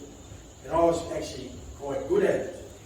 But to then work on top of that, and I was a mess. Seriously. So, super mums, because they're predominantly women that are doing the childcare. In our local area just here, I wrote a thing about a business park, I renamed as a jobs park. A jobs park for our area here to generate at least $60 million into our local economy. And I take that from the example of Tamworth. And I said, we'll build this equine park and it'll generate $60 million of jobs that people want. And the first thing we'll build is the daycare centre. And we'll tap into those working mums and we'll bring in a proper shift. I had so many women working for me at the Amazons. They were very, very good workers. If we can harness a 9 to 3 shift that's family friendly, we can employ and have families as well. Look, I'd like to echo Michael's response to thank you for your service. I'm an ex-teacher myself, did 10 years at Barrowville Central School. And the Greens actually support universal childcare for everyone, free childcare for everyone. I know that there's been some money thrown around recently, but what I'm hearing back is it doesn't matter with the money, there's no places for those kids to go. Places like Sweden, Norway, Switzerland, all those Scandinavian countries have free childcare as well. They have free education all the way up to university degrees because they have a progressive tax system that ensures that everyone gets an equal opportunity to go there. So this step away from, we're going to do it on our own, it won't happen because people are not willing to help out those people less fortunate. And that's what it's about. It's about the greater good.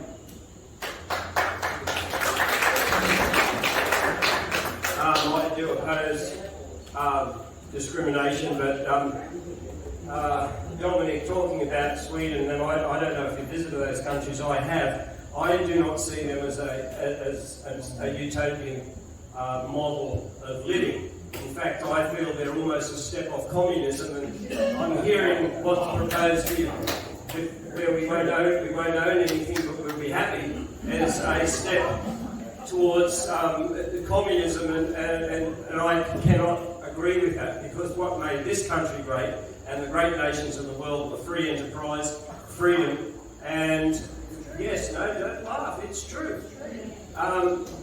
Go and see how it worked in the USSR, Romania, Yugoslavia, see how it's working up there in North Korea at the moment. It's not working, and it doesn't work, because it kills incentive. And people desire to have something, the fruit of their labour, and the fruit of their labour is their home and their business. And these are the salt of life. Thank you.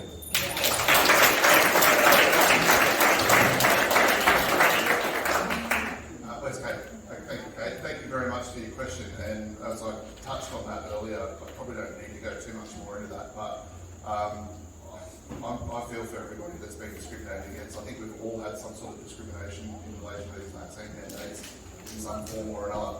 I want to touch on childcare, if that's okay, while I've got this minute. Michael and I both have children that are the same age. We've both had kids at the same school, and we've both experienced childcare, obviously in different parts.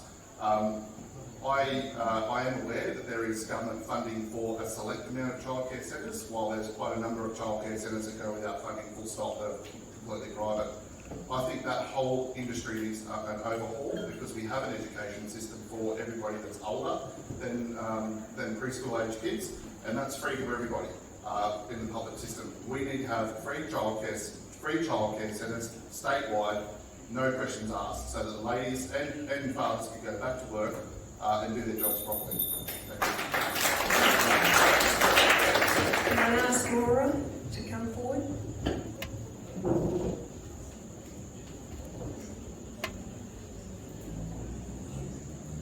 You've all predominantly answered about 70% of my questions, so I won't go over old territory. What I do want to know is your 2 top priorities if you were fortunate enough to become our representative here for Oxley, and a yes or no, will you support the voice to Parliament? Thank you. Okay, I'll answer that in 2 parts. First, I will be quick. Very simply, we need more police straight away. That's an immediate priority for me. Same with roads, money for roads, and also support for small business. That's the first point. The second point is, do I support the yes vote or the voice to Parliament? I'm not going to answer that here tonight because I want far more information about that. I've got a fundamental question around the eligibility for what's defined as Aboriginal, because that has not been properly answered yet in our Senate. But that's a federal matter. If I was to answer that question on everything I know right now, the answer is no.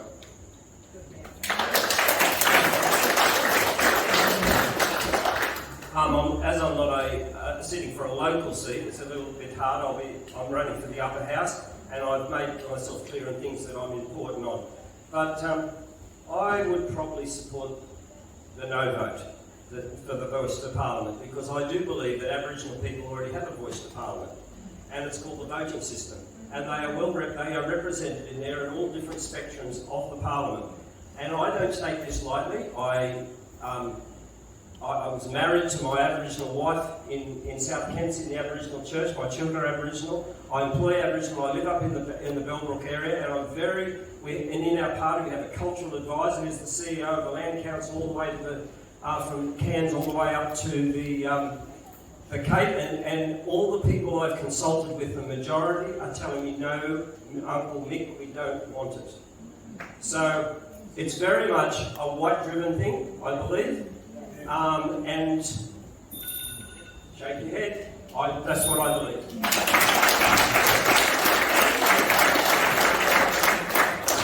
I think the 2 big priorities for me one would be protecting our amazing natural environment. Like I said, we are one of the few places left on the planet that still has some pristine country and clean rivers. You don't see them anywhere else in the world anymore. So the Great Koala National Park would be right up there on my list. And the other thing would be a change in planning laws to put powers back to local residents. We need local decisions about what's going on in our community. In terms of the yes vote, I'll be guided by the Black Greens on that. I'll also be guided on the conversation from First Nations academics around that. But I also think that not only do we need voice, but we need treaty, and we also need truth-telling. We need to face up to our past and talk about how we move through that into the future. I think First Nations people have got a lot to offer for us, looking at a changing climate. You know, even things like drill burns and mosaic burning is the way forward.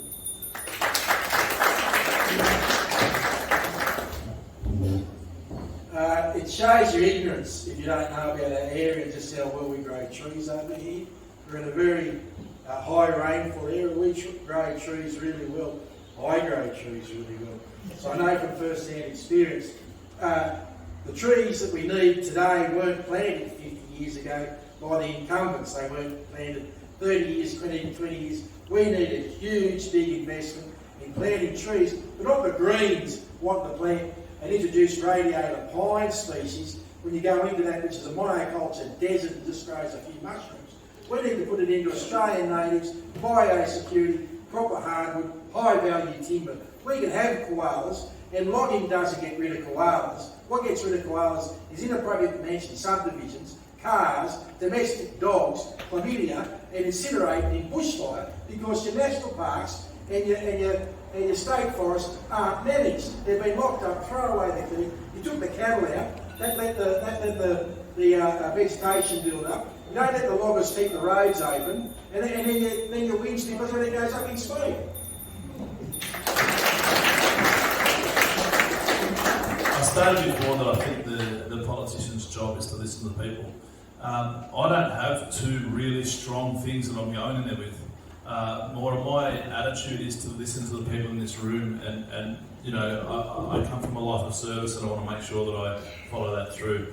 I do have one problem with the riverbank riparian, you know, regeneration, and maybe I am taking a weaker issue in if everyone supports that. But the truth is, I fully want to be across the issues and listening to the people in the electorate. If I'm so lucky as to be elected, I will be absolutely representing the people, and that's my background. I come from a representation side. So the answer to the voice, mate, I don't have enough information. I am going to sit on the fence today, and you know, because there's no information, my current stance would be no. But I'd like to look at the information. You know, as a businessman, if I made a decision with no information, my family could go hungry.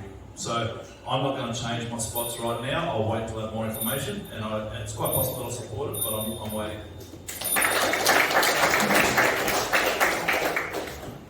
I think I've already answered the first part of this. If I got elected to the upper house, I would keep the bastards honest. I would serve the people of New South Wales and try and make people's lives a bit easier somehow, cheaper, better, more fulfilling. As far as the voice is concerned, 1967, Australia had a referendum in which 97% of the people voted to change the constitution to include Aboriginals as full and complete members of Australian society. The voice of Parliament is trying to reverse that and divide us again by race. It is racist and divisive. Even the Aboriginal communities are against it.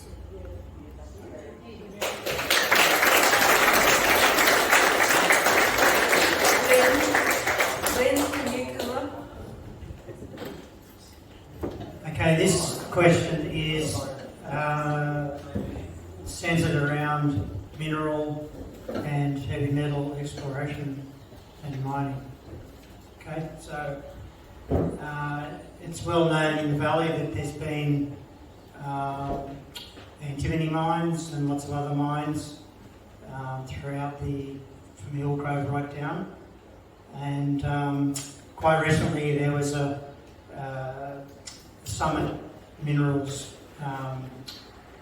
push in the Willawalla area, and they're coming on people's properties looking for antimony basically.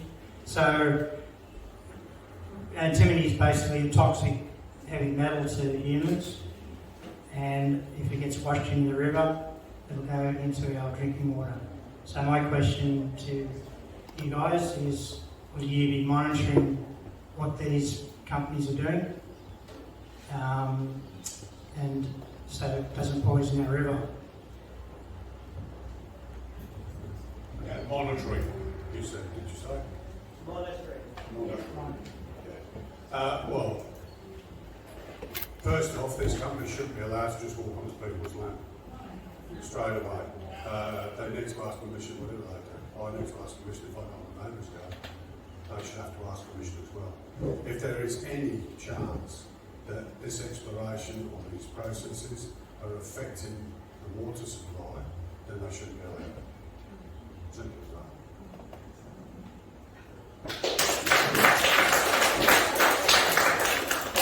Now, no disrespect to Sharon and Glenn, but they're both from the same family, and I think there's people in the audience that haven't had an opportunity to ask questions.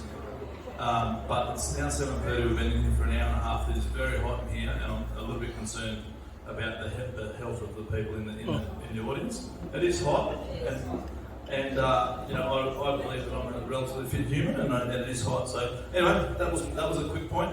My family's property is affected by this exploration licence. We do have some of our portion of our farm in it. So the answer is yes, I will be monitoring it very closely. Now we've had air cons here, and they're not.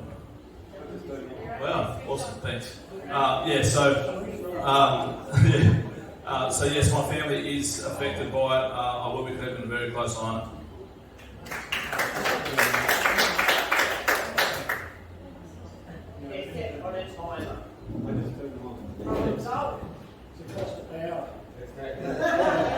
They run off the solar. Got solar. To start off with, just over the hills, they're fracking our food bowl and they're tampering with the Great Artesian Basin. And I'm definitely against fracking, and water is life. Now this what's it used for? Do you want to answer? Yeah, what's it used for? Antimony is used to harden lead and lead acid batteries to improve battery efficiency. It's used to harden. It's used in the manufacture of ammunition. It's used in some computer circuitry, micro circuitry. So that's three main uses, but there's a lot of other uses, but those are the three key ones. Righto, so it's a green mineral, right? You want to go into renewable energy, you've got to mine this green mineral, right? Because it's in batteries. Right? And if we don't mine it here, do they get out of Africa? China. We all love the Chinese. Right? So I think you can't always be an indie. I wouldn't like it being done to me, but they've got to get it from somewhere, and I doubt very much, from my experience with this government, if they put in the proper procedures that they can do it right. So I reckon they'll end up poisoning the river. So I think we should look at alternatives. Look, I agree. I don't think we should be doing anything that's going to risk our water supply, and water is life. If anyone wants to see the impacts of antimony, there was a processing site at Urunga which was cleaned up, but that site before that was a dead zone. It was an absolute dead zone, because you also get, within that rock ore, you also get arsenic, which is a natural occurring mineral. I don't think we should be taking the risk with our water supplies. It is the lifeblood of this region. But in saying that, we do, I think, hold the second highest amount of antimony on the planet. So people are going to go after it. But I would say absolute proportional principle with that, and that we would, that we would not be doing anything that threatens our water supply or our environment. I think the question is about process. What would we do if some things like this happen? Obviously, if one of these guys gets elected to the lower house, then obviously they need to be listening to your concern. So if you come there and say, well, we've got a problem, then it's our job as an elected official to follow that up. My job in the upper house would be to keep, I'd obviously have a special interest in the Macleay area, even though I would have an oversight of the entire state. And hopefully I would be working with the local member, whoever that would be here, and that we would, because we are representatives of the voice of the people. So if you have a complaint about something happening in your river, then it's our elected duty to follow that up and represent your view and your concerns and see if we can rectify it and make it right. Thank you. That's a very good question. Thanks, mate. I do agree with Michael. I'm on your side. I'm going to be guided by the community. If it's a community concern, I will absolutely follow that up. I'm going to need a lot more information about this to give you an accurate answer, but I'll give you an answer generally speaking of what I feel. I know Australia is very rich in resources.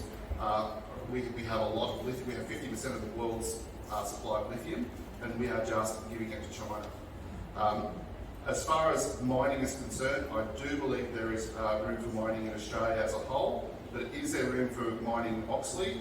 I'm going to say no.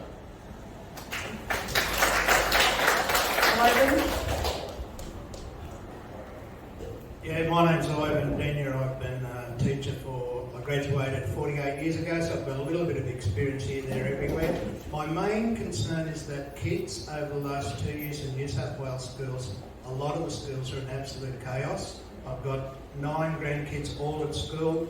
A lot of them were schools that had Fridays off, started at 10 o'clock in the morning, had whole years supervised by one teacher at a high school, all because of teachers that were stood down because of the COVID. Just for your information, there's one school in Kempston that lost 35 teachers in one hit. Every other school, including me, was a teacher. I was a casual teacher. They couldn't call me in. I'm not vexed, same with lots of teachers. If I were to go to school, the police would be called. But a pedophile could go, that's fine. That's right, next of all. If they were convicted beforehand, not present. Not that. The question is that if you guys get in, what are you going to do about catching kids that have missed out? And what are you going to do about the kids that should be starting kindergarten in 5 years' time, because the birth rate is extremely low now? Thank you. Thank you very much for the question. It's a very complicated one. I'm not sure if I can answer all that in one go, so I'm going to have to take some of that on notice. But I will focus on the teachers and mandates. It's very, very well known now that there was a lot of teachers that were not able to work, and that's caused, in fact, a nationwide problem, which we're still seeing now. I'm not exactly sure the position on the mandates as far as teachers are concerned right this minute, but if I'm elected, I'm going to make sure that's completely undone as a second point of call.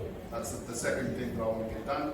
We need to actually fix this situation right now, and the only way we can do that is by undoing the mandates and getting our teachers back to work. And then they need to be compensated for the time that they couldn't work. Thank you.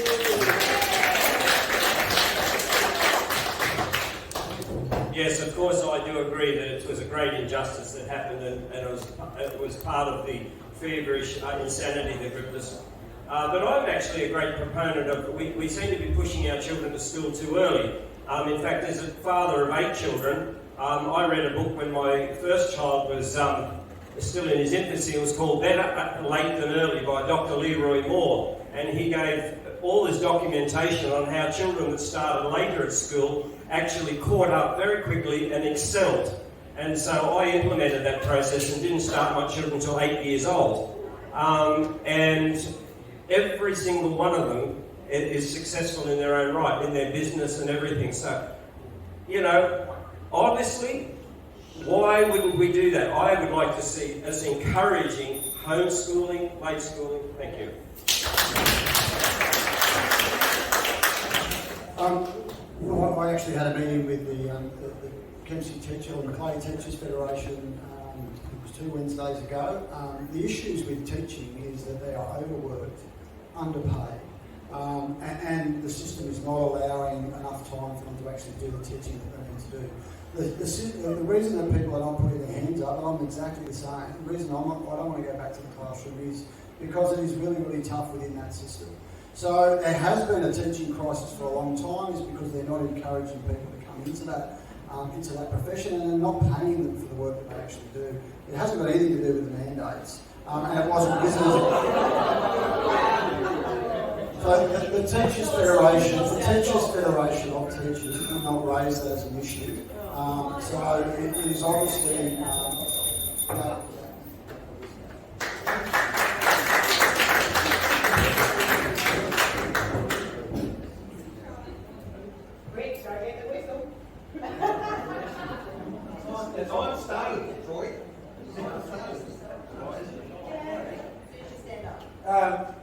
Righto, so the first thing is, are we talking about state education or private education?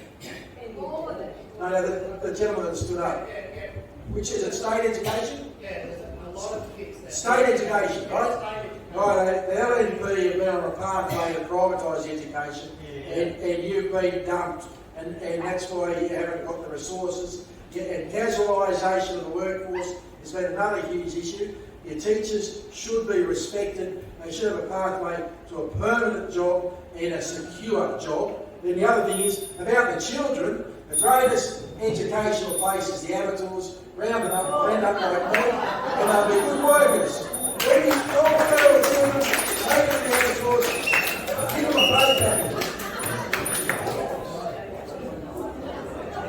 In order to answer your question, I think there should be some identification if there is kids that have missed out, and it is really important to making sure that all of our kids have equal opportunity. And I think the new pre-kindy trial that's been rolled out in Nebuckland and Macleay is fantastic for the free universal year.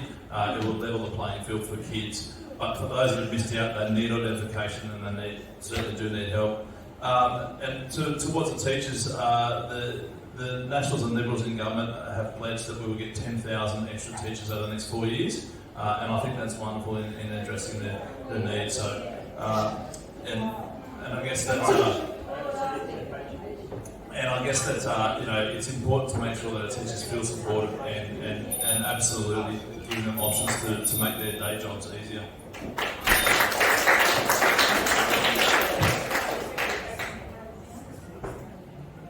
From my experience, kids learn in different ways. They're not all the same. They don't all react to like learning. Some of them like to learn by doing, some of them like to learn by hearing. So schools, I'm sure a lot of them are adaptive to this.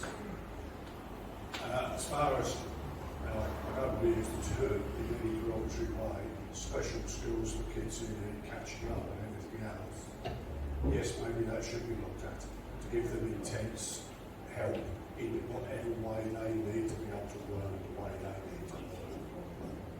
You're shaking your head, what do special schools as in people who are mentally deficient? I'm just talking about those that need that extra movement on. As far as the teaching profession is concerned, if they want to be an esteemed profession, they need to act like it.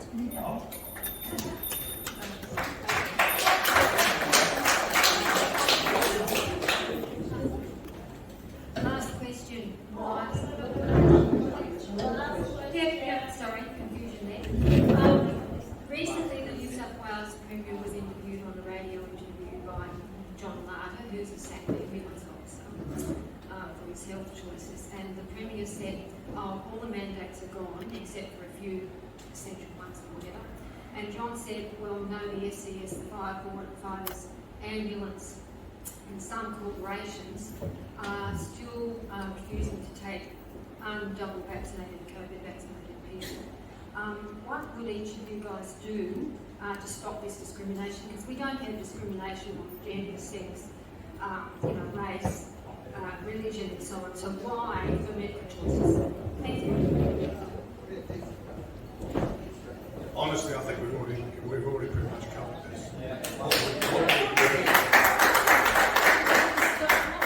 Stop it. Because it's what I would do, one national policy of a Royal Commission to look into all aspects of COVID.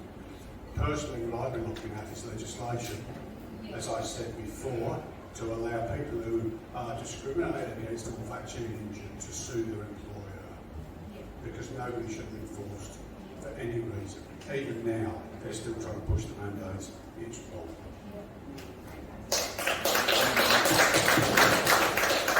I think I've answered quite clearly multiple times. The bureaucrats reacted too slowly. We need to stop them now.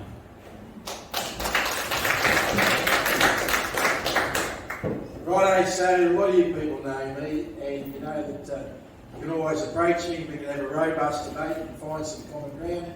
So really, that's what I'll be doing. And could you please explain to me, where is COVID? Where is it? How come we're not all sort of, what's happened to it? It's gone. I had it already. Yeah, so there's nobody dying at the moment and all this sort of thing. And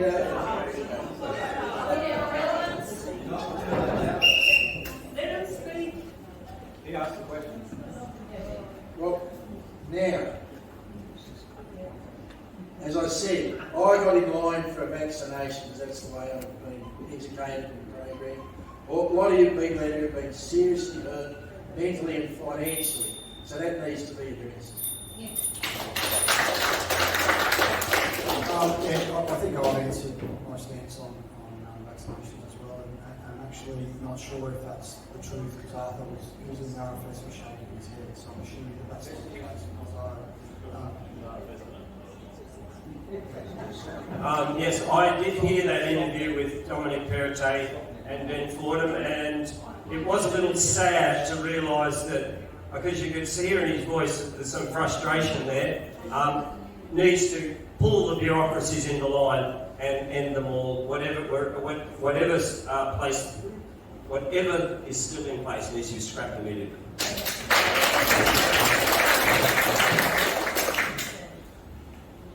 That's a very good question, but it's kind of not something I can really answer because we don't know what side of government's going to form yet.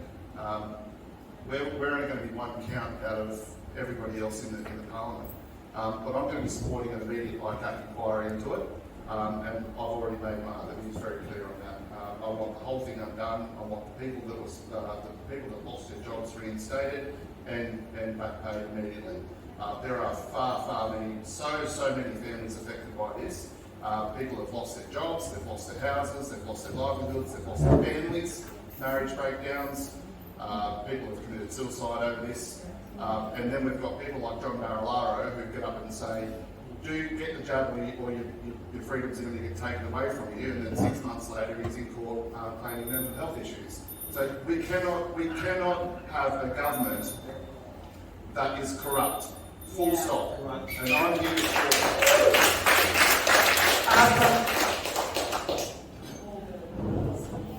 Thank you very much. My question is about the what I consider a freedom of choice issue, about the draconian anti-protest laws that we have in New South Wales currently, where people can be jailed for up to 18 months for participating in a freedom of speech rally. Have we got the right to protest? Will you support the right to protest, or do we lock up those voices? Yeah, well, that's a really good question. I think fundamentally we all have the right to say what we want. We all have different views, and I think we all have the right and should have the right to express it freely within a lawful manner. I don't support extremism on any capacity, but I do support the right for someone to stage a protest and do it diplomatically. Freedom of speech and the right to protest, political protest, or even freedom protests is an inherent implied right that we have in Australia.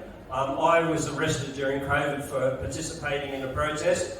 I did go through the court process. I appealed it right up to the top, and eventually I was found to be not guilty. But I would absolutely agree. It's our right to protest, whatever that protest may be, because we're an Australian citizen. We have a right to be heard, and if we feel we're not being heard in the regular channels, then it's our right to go out there and use alternate ways to get our message to those that are in power.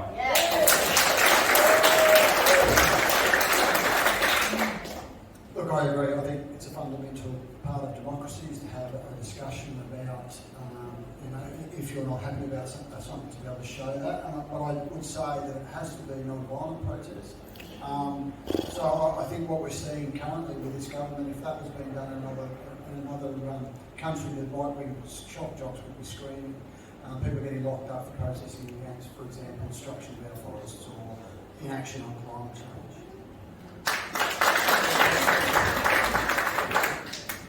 First of all, I really like Arthur and I support Arthur, and we have some great little jousting and we have robust debates, and we look for where we can find common ground and move on to get deliveries. But your behaviour tonight, the way that you did, is so hypocrisy in our local council, because if you behave like that in any way, shape or form, you would have been put out of our local council. So the hypocrisy is breathtaking, and the council culture and the political correctness weaponising of local council, where I'm not allowed to speak and blackmail constantly, but you can come here and carry on, and we accept it. So I suggest you go back to council and make sure somebody like me, that is a bit out there, who's trying to do good for the community, gets a voice. Thank you, Arthur.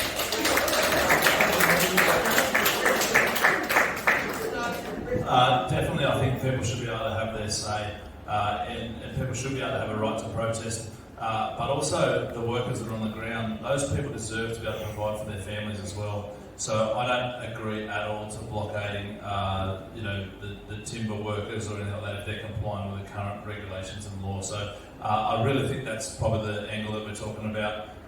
Should there be a right to protest? 100%, but do not prevent someone from putting food on the table for their kids.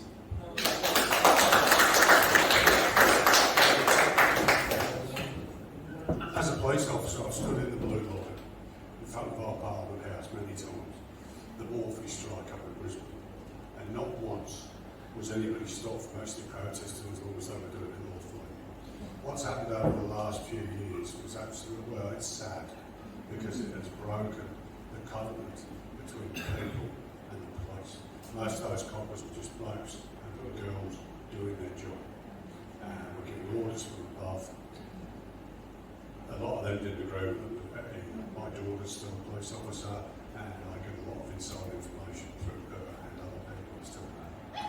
So do I support? Absolutely, 100% every single time. Having stood there and had bottles of urine thrown at me, to be honest, I still support their right to protest.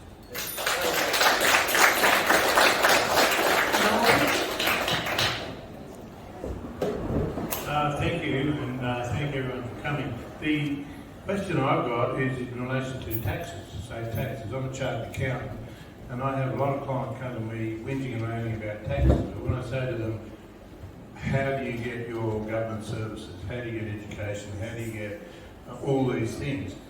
My question to the panel is, what would you do about state taxes, and which ones would you keep, and why would you keep them?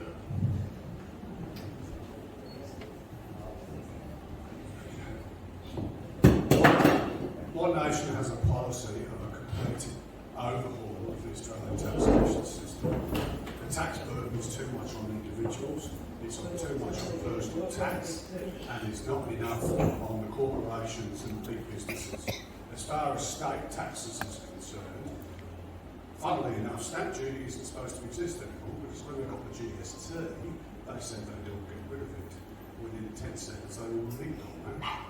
So as far as state taxes are concerned, I go back to my question before, they need to stop being addicted to money. So they just keep raising the taxes any way they can on the idea that, oh, well, you know, we've got to pay for these services. Maybe they need to stop wasting money.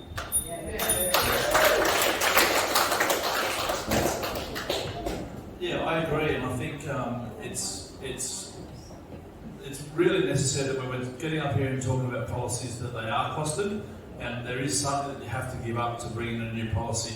Now, I absolutely support better fiscal management, and I think some of the suggestions today have been to reduce some of our government's support for the community, and there are some ways we can definitely save money.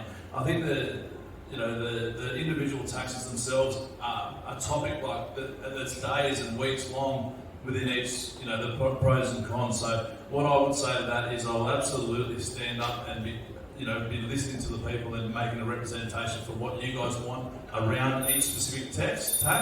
But I definitely, as a businessman, I want to make sure we have better fiscal management.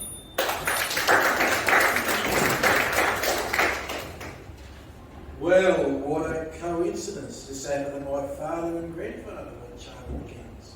Not only that, they were auditors. They got to write in the green pen. Seriously, that was such a sacred thing, the green pen. I remember it as a child. Obviously, it skipped a generation. The kids are doing it, and I'm not. Now, listen, I've written about this for a long time. The GST was supposed to eliminate everything. How dare you penalise people for buying their own home? Where'd that come from? Get rid of stamp duty and get rid of payroll tax on business, especially if they're Australian business and they're supplying permanent jobs. Get rid of the burden of payroll tax. There's two we can get rid of, right? And then it goes here.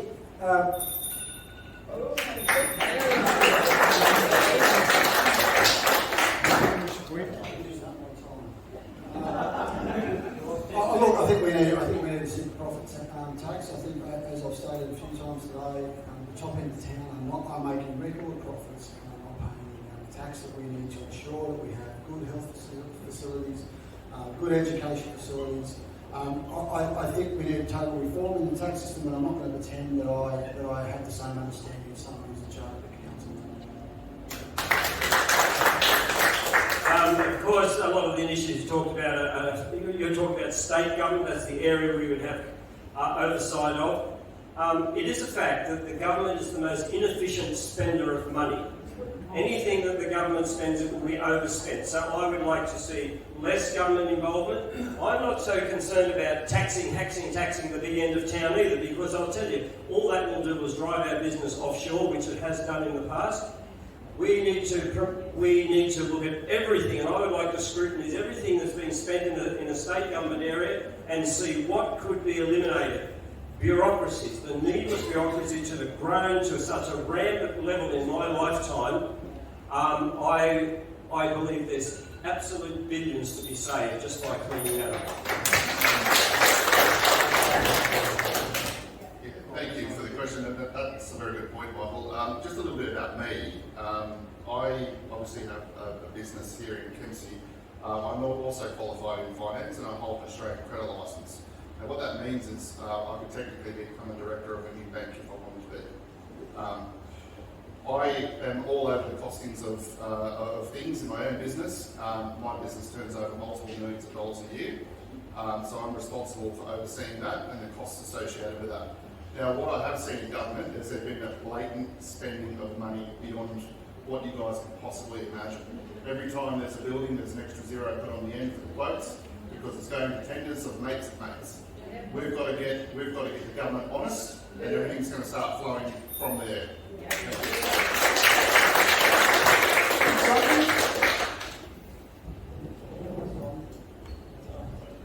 Hi, my question is, I live in South Kempsey and there's been a stabbing a couple of weeks ago of a lady on the bridge for $5 by two 14-year-olds.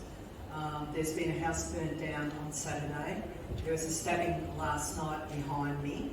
The children and young people and adults are running through my property constantly and taking more palings and just throwing rubbish over there. And there's a new development and it's got 22 places and it's quite nice. It had an ensuite of every bedroom. They have 2 bedrooms, an ensuite of bedroom, and they've just trashed that. They put some children, some girls in there to finish their education, which I've got no clue what it's about. I worked down at the vocational college for 17 months myself. So I have but the thing is, there's no support, there's no monitoring. The young boys are going in there, it's full of drugs, and I'm over it. What's the question? The question is, what would you do about it? That's a very good question, and I'm over it too. So, the crime in this area is ridiculous. I'm sure we're all aware of that. The crime is rampant in our electorate full stop. Near Martin Valley, there's 3 police stations up there, all closed. Go to one. Go and knock on the door of a police station, they're shut. You get on the Neville phone, a little button in the wall, and it comes through to Kempsey. Now, Kempsey's so under-resourced at the moment that chances are your call is going to go to Newcastle. Now, I'm going to call on the state government straight away for 18 more police officers immediately and a 24-hour police station in the Nearbucca Valley, budgeted in its first year. That's not negotiable for me. I don't care what anybody says in government. That's what I want, and I'm going to fight until we get it. Thank you. I have a relative, a nephew who's a policeman, sergeant at the moment. We were just having a chat about this, and he said, "Look, Uncle, it's like this." He said, "To go and chase that down, you have no idea of the paperwork." He said, "They're actually scared to be able to arrest someone because of the paperwork. It can take them an hour to process, and then they're tied up, and then they'll probably be in court." So I think there has to be a change to that. There has to be an overview to make a policeman's life easier, and so not so where the most holy paperwork is above all, And also, we have police, and they're sitting out on the highways in flash new Chrysler 300s and BMWs, picking off you and me for 10, 15 kilometres over. Soft targets, no big paperwork, just get the money and pay for the rest of it. I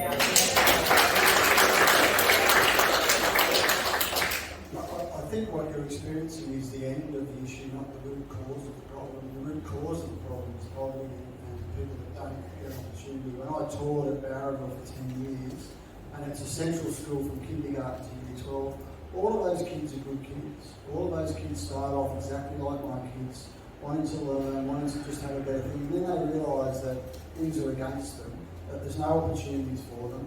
And then there's other ways that they then show that frustration. So we need to make sure that we're giving those kids opportunity. We need to provide jobs for those kids. We need to provide proper education, and they will get there. And we were very proud at Barraville Central School about the amount of kids that we got jobs. And as a careers advisor, we did lots of stuff like school-based traineeships. That's what they need is hope. Not more prisons, not filling the prisons up with people that are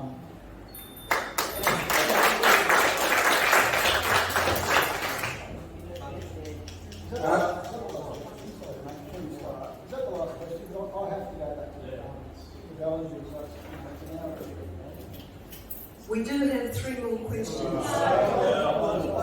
Okay. I'll answer. Good on you. Can we not release the people who want to go and let the others stay? I'll be going to the gumption. Well, what we will do, we'll make this the last question, and if you have any more questions, please come to this table, get a phone number or an email address, and send your questions in, and we will make sure that the candidates get them. Ready? Thank you. Here we go. Now, first of all, the root cause of it, one of the elders of the Indigenous community, he put it on me. He said, what are you going to do when you're elected to Parliament? I said, that's not the question. I said, what do you want me to do? Now, this senior Indigenous elder said to me that he really wants the child abuse really fixed up, cleaned up. Unfortunately, a lot of that is in South Kempsey, and it's Indigenous on Indigenous. So first of all, go to the root of the problem, and we don't have the problem as bad further on. The pedestrian bridge is a known bad spot, and it's terrible that that girl got stabbed. The police morale is through the floor. There's not enough police. There's 47 police in this area off on stressful leave alone. We have 47 police in the northern area. Now, I've got an echo down the end of the room, I noticed that, but I've been running on police for a long time so that you can't grow a community and not grow the police. Just a couple of quick points of order. I didn't catch who they were, and I think every call that I have made to the police station in Kempsey has been answered. I haven't made one in Namaka or Barraville, etc. But so the numbers of the cost, there's many on stress leave and long-term leave. It's a well-documented thing that the police are running at 70%. I have actually met with the Minister for Police and Chief Inspector Shane Cribb and asked these questions. And there are no police available to be allotted to the area before November because I too am fighting for more police in this area, and especially Namaka. It is a known region, and also Warhope. Domestic violence takes 3 to 4 hours average per case for the police to do the paperwork. So I do think it's a really important thing, and it's 50% of their work, and we need to make sure, Dominic also said about the family unit, and we need to give them hope and mentoring.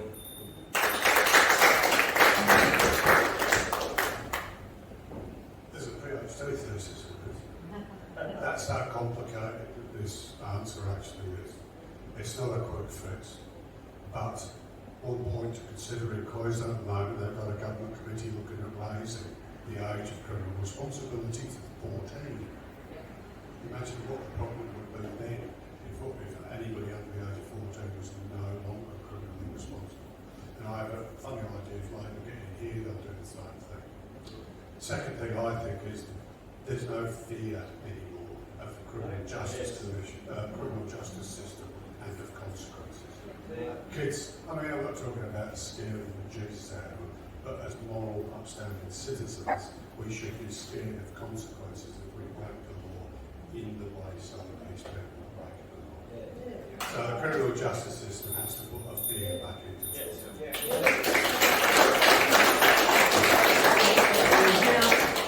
Now, this will be our last question, Alison, and then we'll close up. Thank you, and I'll be short. And Troy, I'm going to be straight to the point. Michael, we're sitting in a very difficult seat this evening. I'm actually going to be asking about the red zones because I know a lot. I've actually gone and driven around the area, and on the 9th of November I spoke to a girl in your office, Michael, asked her to, she said, please send you an email. I sent you an email on the 9th of November for a meeting with you on the 11th when you were going to be in Moorhead. You did read the email later in the afternoon. I'm still waiting for a reply. So if that is listening to the people, that's a bit of a rocky start. So when it comes to the red zones, we've got the entire red zones from Tamworth all the way down to Maitland, which are going to service the hunter. With what's happening with the farmers up there, so I've given the fact that you weren't able to answer some of the questions before, I thought I'd give you some information. The farmers up there are being coerced, singled out and spoken to by themselves, then asked to sign a confidentiality agreement. They're being offered money in order to be able to put the solar panels and the wind turbines on their property. They are locked up not being able to speak about it, so the neighbour next door, who is a farmer, doesn't know about it. The private companies who have actually got the contract with the government in order to put these in, they obviously are funded by banks. Banks are looking at this as a 35-year term. Banks are looking at this. Banks actually are taking mortgages, first charges over the properties, which then interrupts the issue of succession planning for every farmer. What's the question? The question is coming in relation to that. This is as close in to Oxley as Walker. So there is no mention at the moment about where the energy supply is going to be for the mid-north coast. We also have an issue that the high I just said that we have no knowledge at the moment about what the energy supply is going to be for the mid-north coast. So they need to actually find out, because these six red zones were just announced. And then the issue is that anyone who is farming, because of the high frequency of the wind turbines, they're causing issues with the livestock. So the question is, what are you going to do about it in order to be able to protect the farms in the Oxley area? That'll be Comboyne, you're going to have Dorrigo. They're all going to be affected because they're going to be in the frequency level of wind turbines. They potentially also would be looking over the top of all of that farm area. So it's affecting Oxley, but then we've also got an unanswered question about our energy supply. So how would you actually protect the farmers that are in the Oxley area that will be affected by this?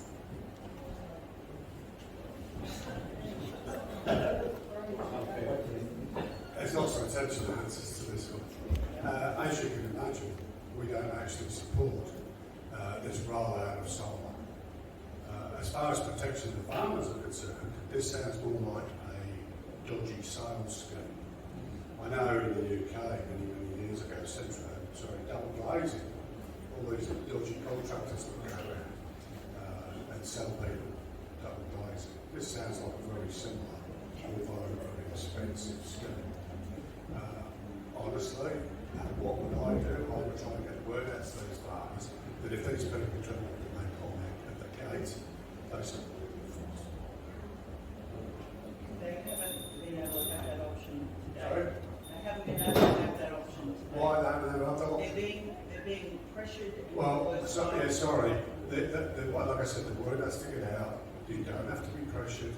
You don't have to sign anything. You need to go speak to the solicitor. I don't know what else to suggest. They have lawyers trying to work the government's office. First of all, I didn't catch your name, and I have no idea how we have missed your email, and I apologise for that wholeheartedly. I have travelled extensively to be consultative. I've drawn down on my mortgage with the wife's consent to put myself in a position to run for this seat.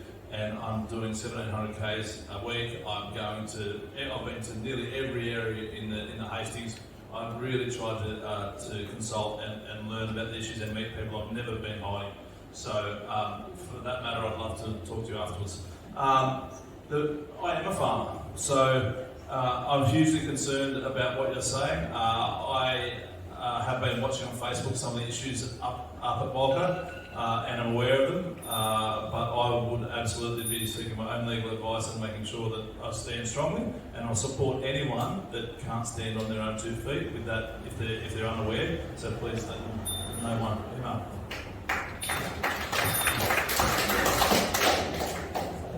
It's not only energy, it's also water security. They're both issues. And out of Central Coast, they get enough to drink and all that sort of thing. Kempsey in the recent history nearly ran out of drinking water twice. Right? Now, and now that we have, when it comes to your emails, in local, state and federal, we have the same problem. They're all being dominated by nationals, and your emails go into a black hole, especially mine. I don't get a reply either. And now the other thing is, there's no protection for agricultural lands. There's no protection. Everything's up for grabs. It's part of the Nationals' privatisation, sell off and sell out and sell the internationals so that we're only consumers in our own land. There is no protection for agricultural lands. There's none. We need protection, and there's great work done on vertical windmills rather than these big bird-killing ones. And the Greens said to me, oh, it's okay, windows kill birds.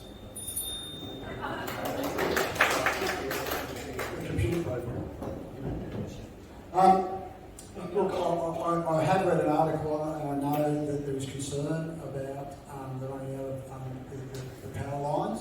I would say what we need to do is take the subsidies from the fossil fuel industry, the coal industry, that are causing climate change, and let's start doing community batteries.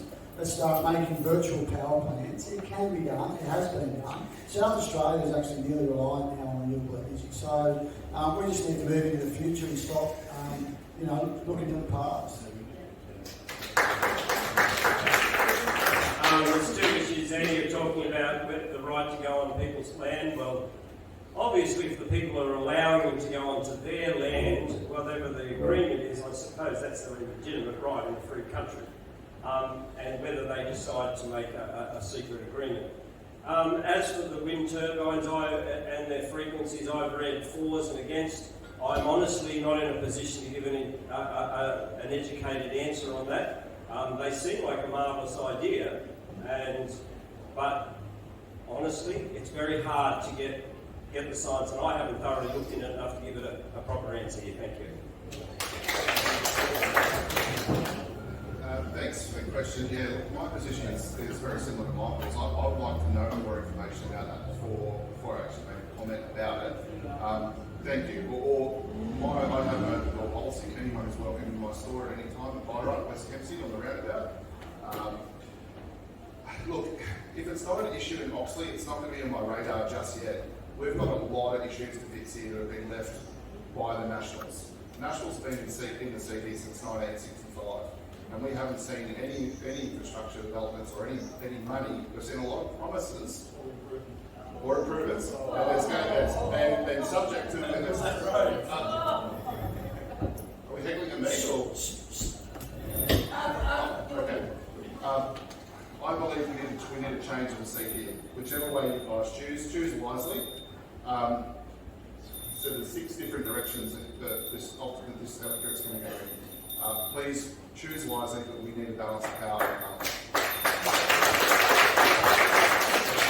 Now, gentlemen, do you have enough stamina for one more question? Yes.